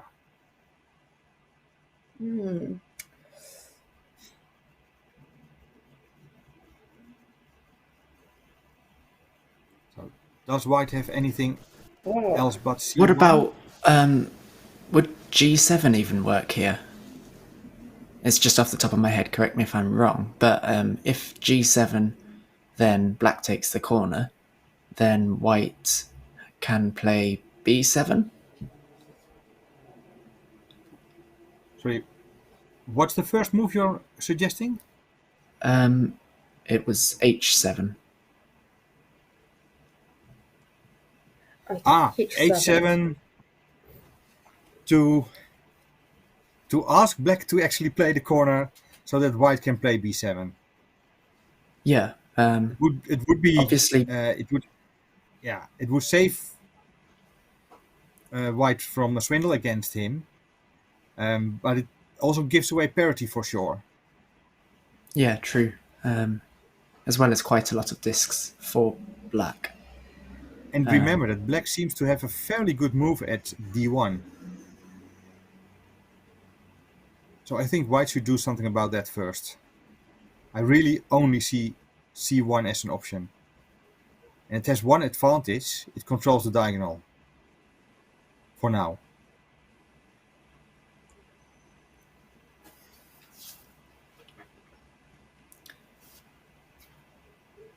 but with So c1 yen. Oh, sorry. No, go for it. Oh, sorry.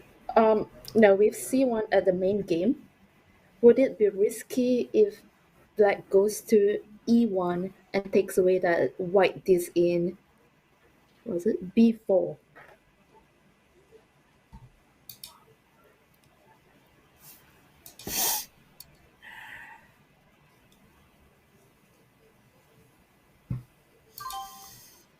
Mm-hmm. Yeah, that's interesting, because that gives an unbalanced full edge. White can respond with b2, controlling the diagonal again. But then black can play a forcing move at b8, crossing the diagonal, and perhaps getting a swindle at a1 and b1.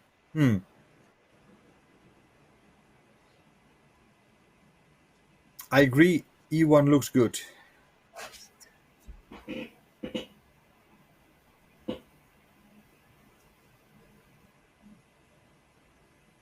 What do you both think about the bottom game at the moment?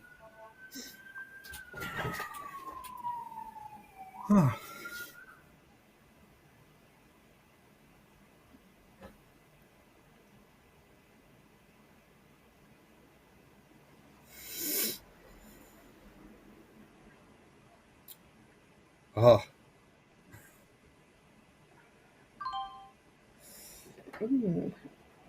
I think white might be able to get control of, what was it? The west side.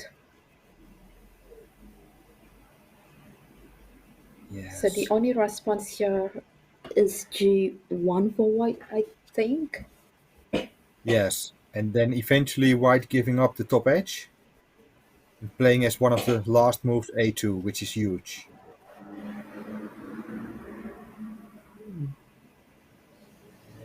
And g1 also gives parity. Black can only take the corner, white will wedge. Oh, that was quick. I would have Yeah, that was quick. thought twice about e2. Yeah, me too. I wouldn't, but I wouldn't really spend that much time thinking about any of them. Well, white Even has though I should. a lot of stable discs, but right now, white has to play a horrible move. And black gets parity. Oh, it was black's turn. Ah, okay. Yeah. Sorry. Yeah, great. Very nice. Yeah. So They were that playing really quick. yeah, so that's a win for China, like- which puts them level at the moment. Oh, So closer and closer. Joanne, yes. Li Lu has played what you proposed. At least black crossed the diagonal and white dared to play b2. Wow. Yeah. So now I think black is really winning, because f2 crosses the diagonal. Oh, only temporarily. f2 can be answered by d1.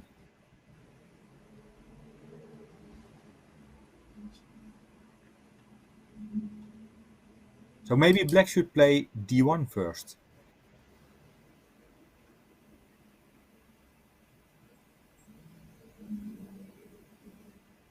Giving white no pretty moves at all. Yeah.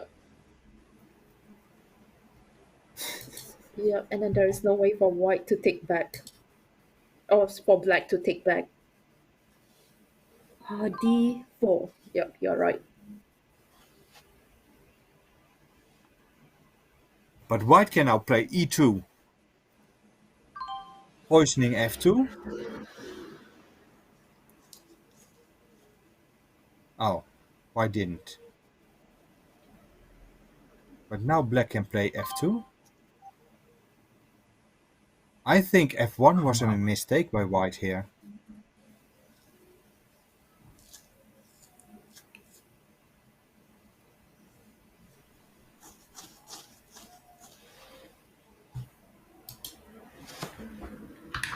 No, this is horrible.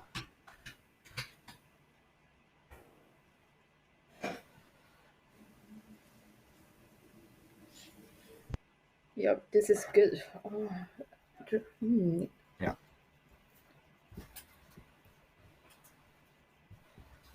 If white wouldn't have played f1, but e2 instead, f2 was poisoned. So black should have played f1, and white could have continued with f2. And then black could have played g1, offering the corner and taking the swindle in the upper left. That would already have been better for white. Because right now it is horrible.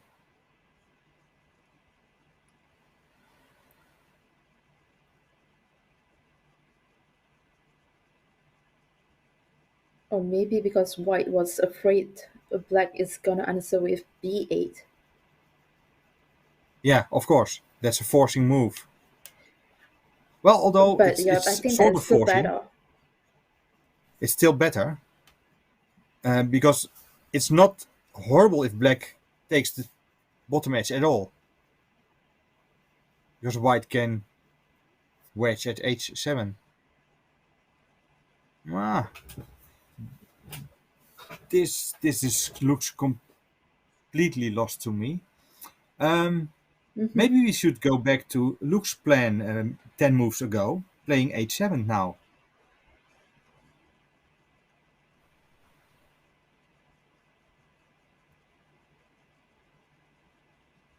Somehow you're muted, Luke. Sorry. Yeah, no, that sounds good to me. I don't think I see anything else for white. Because if black takes the corner now, Then white he gets can e2. sacrifice without. Yeah, and now white can play b7 as a sacrifice, which is anti-parity, but white has a spare move at e2.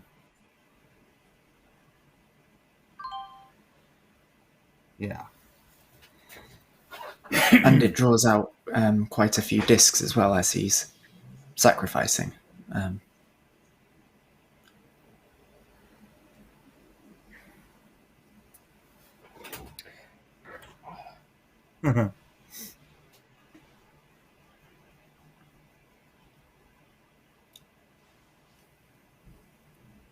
What would you do Yeah, here, I would Joanne? have liked to see. Yeah.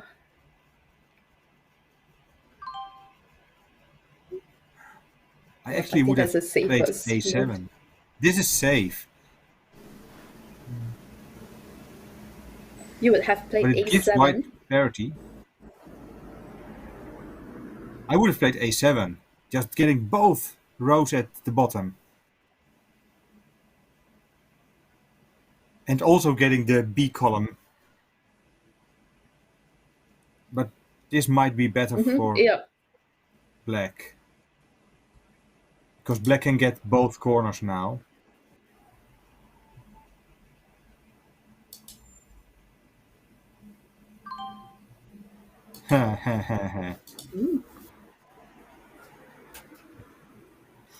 Okay. White gets parity, black gets all corners and both diagonals. So this is like a 40 to 44 win for black.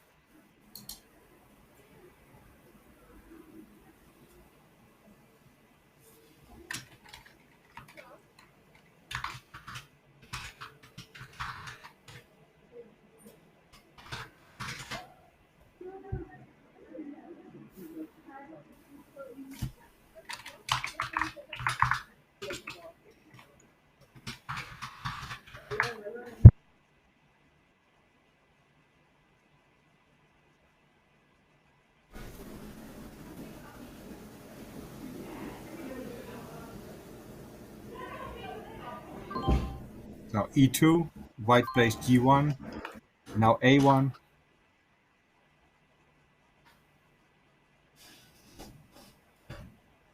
A1, B1, H1, H2, and then a huge A7.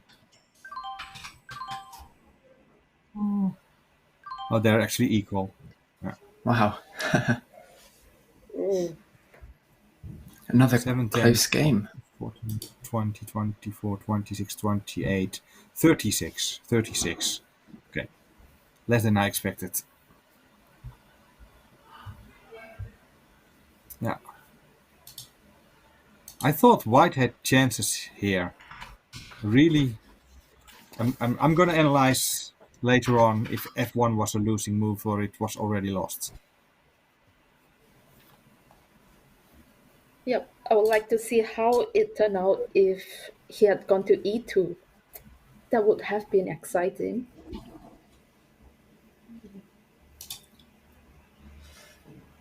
True. Oh, is it?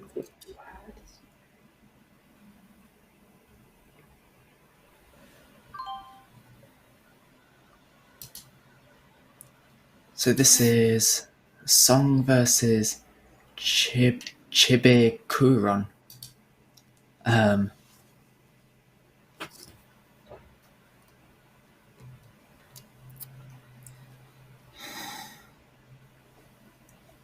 Is this white winning or? Yeah, must be. I would play B8 instantly here. Black has only 2 moves, and white can get 4 out of 5 moves in the lower left. And as soon as black, plays B4, if he plays B4, then white can play C2 without flipping on the C column. Well, not after B8, because C7 has turned white. Yeah, true. So I would expect B8 and then, well, B4 or G2, I don't mind, and then I would play B7 right after with white. Yep. And if black still refuses to take the corner, I would probably, force the corner He upon goes black. here first. Okay. Isn't it dangerous if black goes to B4 and cut the access to B8? Yeah. Oh, or is he planning to take control of diagonal G7? Oh my god, Song Yan. Oh, Well spotted, Joanne. Wow. that was really good. Wow. Well, you were the first of us to spot it, but Jan Song spotted it first. Yeah. Oh my god. Oh, this is why he's so incredible. Oh, just... That's not the X square you're looking at normally when G8 is already That just looks black. terrible. It looks terrible. But, it looks really good at the same time. I can't deal with this. Wow. Okay. Every single game he's played, he's done something like this as well. It's just Okay, let's next say level. if black plays G1, white might be forced to take the corner, and black can play b2, possibly accessing the lower right corner. So you all three think that Jansson will win the first game, the main game. So then it's up to Takamisawa and Du to decide who will win, China or Japan. Yes, it is currently 15 to 13 for Japan. So if Song wins, then that puts it at 15 all, which, makes the final game the decider. The top game we were looking at was from Somyan, right? Yeah, I think the There are name different names now. the name will be changed, I'm assuming. Yeah. Yeah, They're the top being game changed is. So this is exciting, close game. And as tournament director, I am scared for a draw somewhere.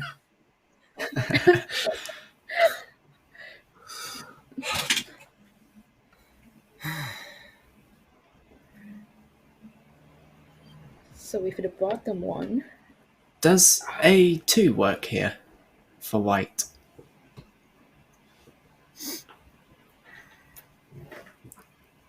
Yeah, Where I would think it will. Black. Okay. I think it will. Simply because black has too few moves. But it's also dangerous. True. And this is very simple.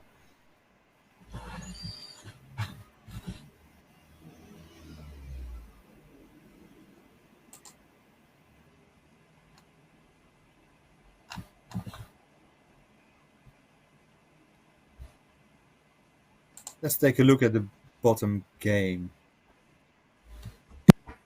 And there's a danger that black can control the diagonal from b2 to f6.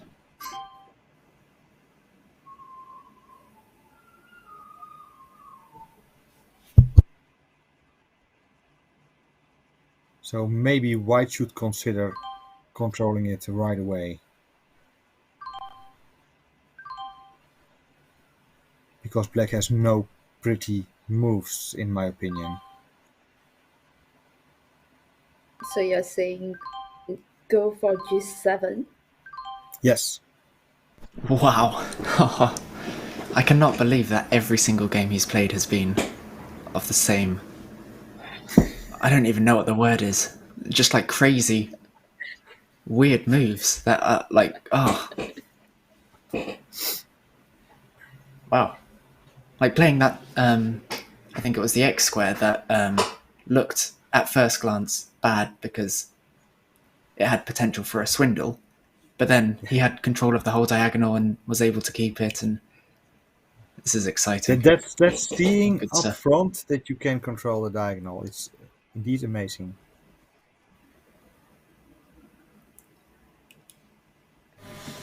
All right, so that puts it at 15 all. So whoever wins this final game wins the round. So what This do you looks- think, guys? This looks a white win to me. So White plays- G7 looks like something that Song Song may make. Something that is risky, but it looks to be good in the long run. Yeah, nice one, Yan. It's a Well, white if move. it's the other way around. If white doesn't play G7, we're seeing something different now. Okay, now we are back. All right. Now we're back. If white doesn't play G7, I'm actually worried about black playing B2.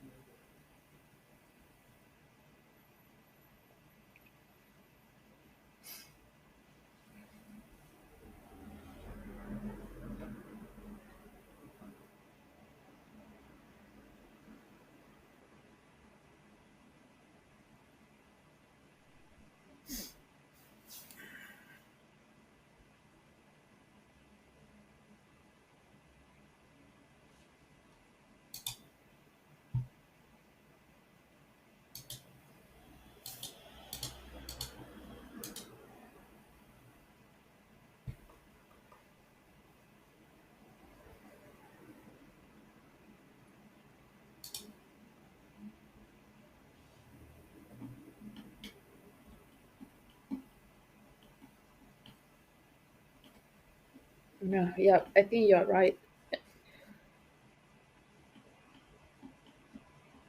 It has to be G7. No? Oh, No. he didn't. He didn't. He didn't. Okay. This doesn't Okay. look pretty at all.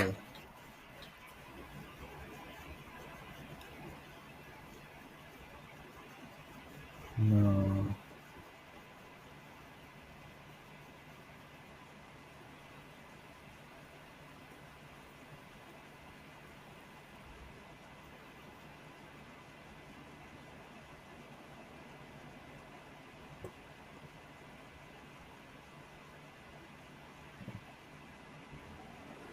Okay, so black controls the diagonal now.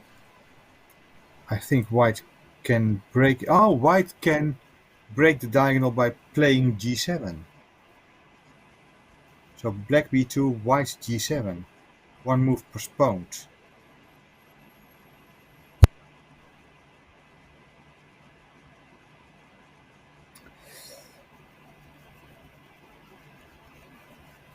But black can respond with B7 after that. Oh, sorry, G7, H8, G8, B7. Yeah, you're right. So black has parity in the lower left, which is good for black. And if white takes B8 for the huge move, then black has the corner in the lower edge. This will actually be a close game, because black has control over the right edge. So, to repeat what Joanne said, B2, G7, H8, G8, B7. And then I expect white to take the corner A1 and give black a count for his money.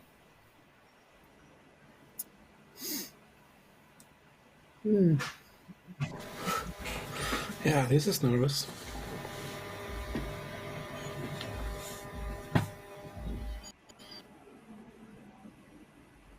It will be very hard for black to get back on the diagonal if black doesn't take H8 right now.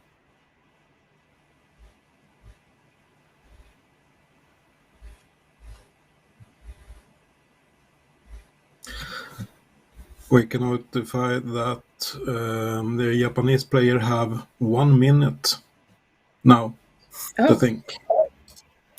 Good point. Yeah. And Yeah, the Chinese so- have and it- 30. He'll be It's happy that he currently- doesn't have to flip discs. Yeah. It's currently his turn as well, so he's now at 45 seconds, ticking down with every second that he doesn't play. Oh, but wait.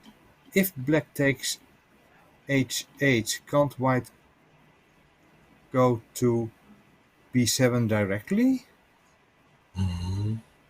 No, then black Not gets that the good. top left corner. Oh, black refused. Why? This can't be good. Oh.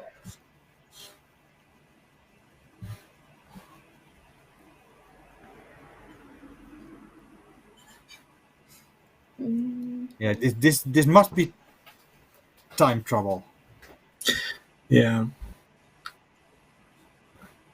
So it's looking like a white win at the moment. Am I right Yeah, in saying? absolutely. Yeah, Okay. I think black is planning to cut back the diagonal by E1. So A1, E1. Getting just a few discs more. Or maybe he plans to play G1 right now. Oh, he doesn't. Okay.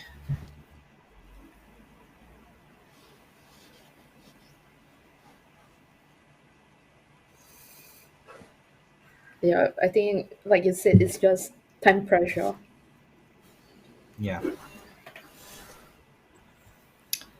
So will the H8 square be left empty at the end? At the moment. No, I don't think so. I think No. black will be able to cut the diagonal. Okay. Yeah.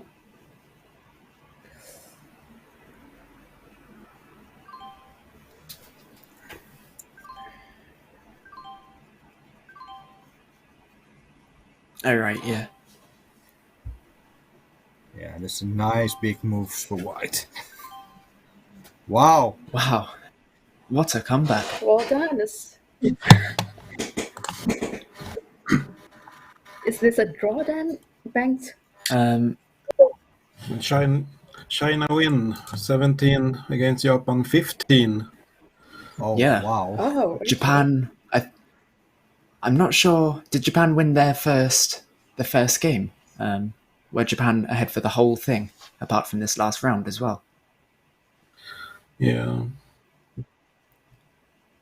It's quite an incredible comeback then. Although it was close the whole way, but China snuck ahead at the last second. So congrats to China. Yeah, that's a final between Congrats. China and Sweden. So maybe we can use some minutes just to talk about that game. What and Joanna's will happen in that game. China against Sweden.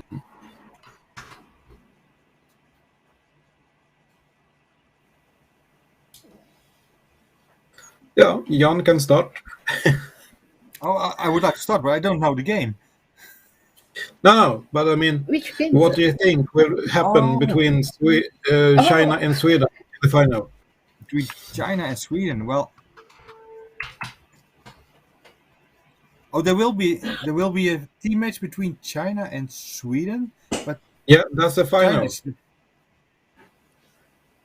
My apologies, Banked. I didn't realize Sweden was in the final.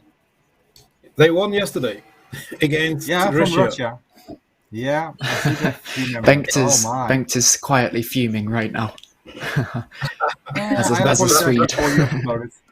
That's why we hire good expert commentators that have control of everything. Thank you very much. Okay, what do I think about that match? I actually don't know enough about the Chinese players to tell if they are able to withstand the gifted Swedish players. They have an enormous book knowledge, also less than common opening lines, which they know very well. So I think the Chinese players will need to leave book earlier. And then they will have a chance against Sweden. If they allow Swedish players to play their prepared book openings, which the Chinese players probably don't know. They could look it up in Thor, but I'm not sure if they do it at all in China or in Asia. If they allow Swedish players to play their book specialties, I give Sweden a very good chance. And Joanna, what do you think? Well, I think that other than Song Yan, the other Chinese players might have some knowledge about or their favorite book openings. So if they are able to bring that game forward with Swedish or Sweden players to an opening that the China players are comfortable with, then that might be all right. But personally, with Swedish players, sorry, I'm not too well versed with the Sweden players actually. But if what Yang said, they are really good with books, I think China may not lose that much on the book knowledge. So yeah. Yeah, it will be exciting. So over to you. I think Sweden have a very good chance if they're able to hire Dmitry from the Russian team to psych them out and perform some kind of matrix or whatever his plan would be there. Although it didn't work too well for them in the semi-final, which I was disappointed in. But Sweden, I don't know. I think it will be close. Probably not as close as this China versus Japan match, but still close. Yeah. Yeah, it will be interesting to see, and the final will be 11th December on YouTube, and we will stream it live, of course. So, should we say thanks to the commentators for today and close the store? Yeah. So thanks to Patrik and George from the first half, and to Joanna and Jan for the second half. And thank you for letting me pick your brains. I always feel like I learn a lot from these streams. I'm actually the one benefiting, so very good. Thank you You've for done a good inviting job. me. Thank you. It was good to be here. Thank you for having me here. Yeah, I've enjoyed watching the games too. It's been fun. No, it was very good to have you both. So make sure everyone's still watching, that you're subbed to the channel, subscribed, and join the World Othello group on Facebook, like the World Othello Federation page on Facebook. Just get involved, and if you're not already, and even if you are, it's good to have lots of people. So yeah, thank you all who watched, and we'll see you on the 11th then. Yes. 11th of December. Watching. Yes. Yeah. Bye-bye. Awesome. Bye-bye. Bye. Great job, everyone.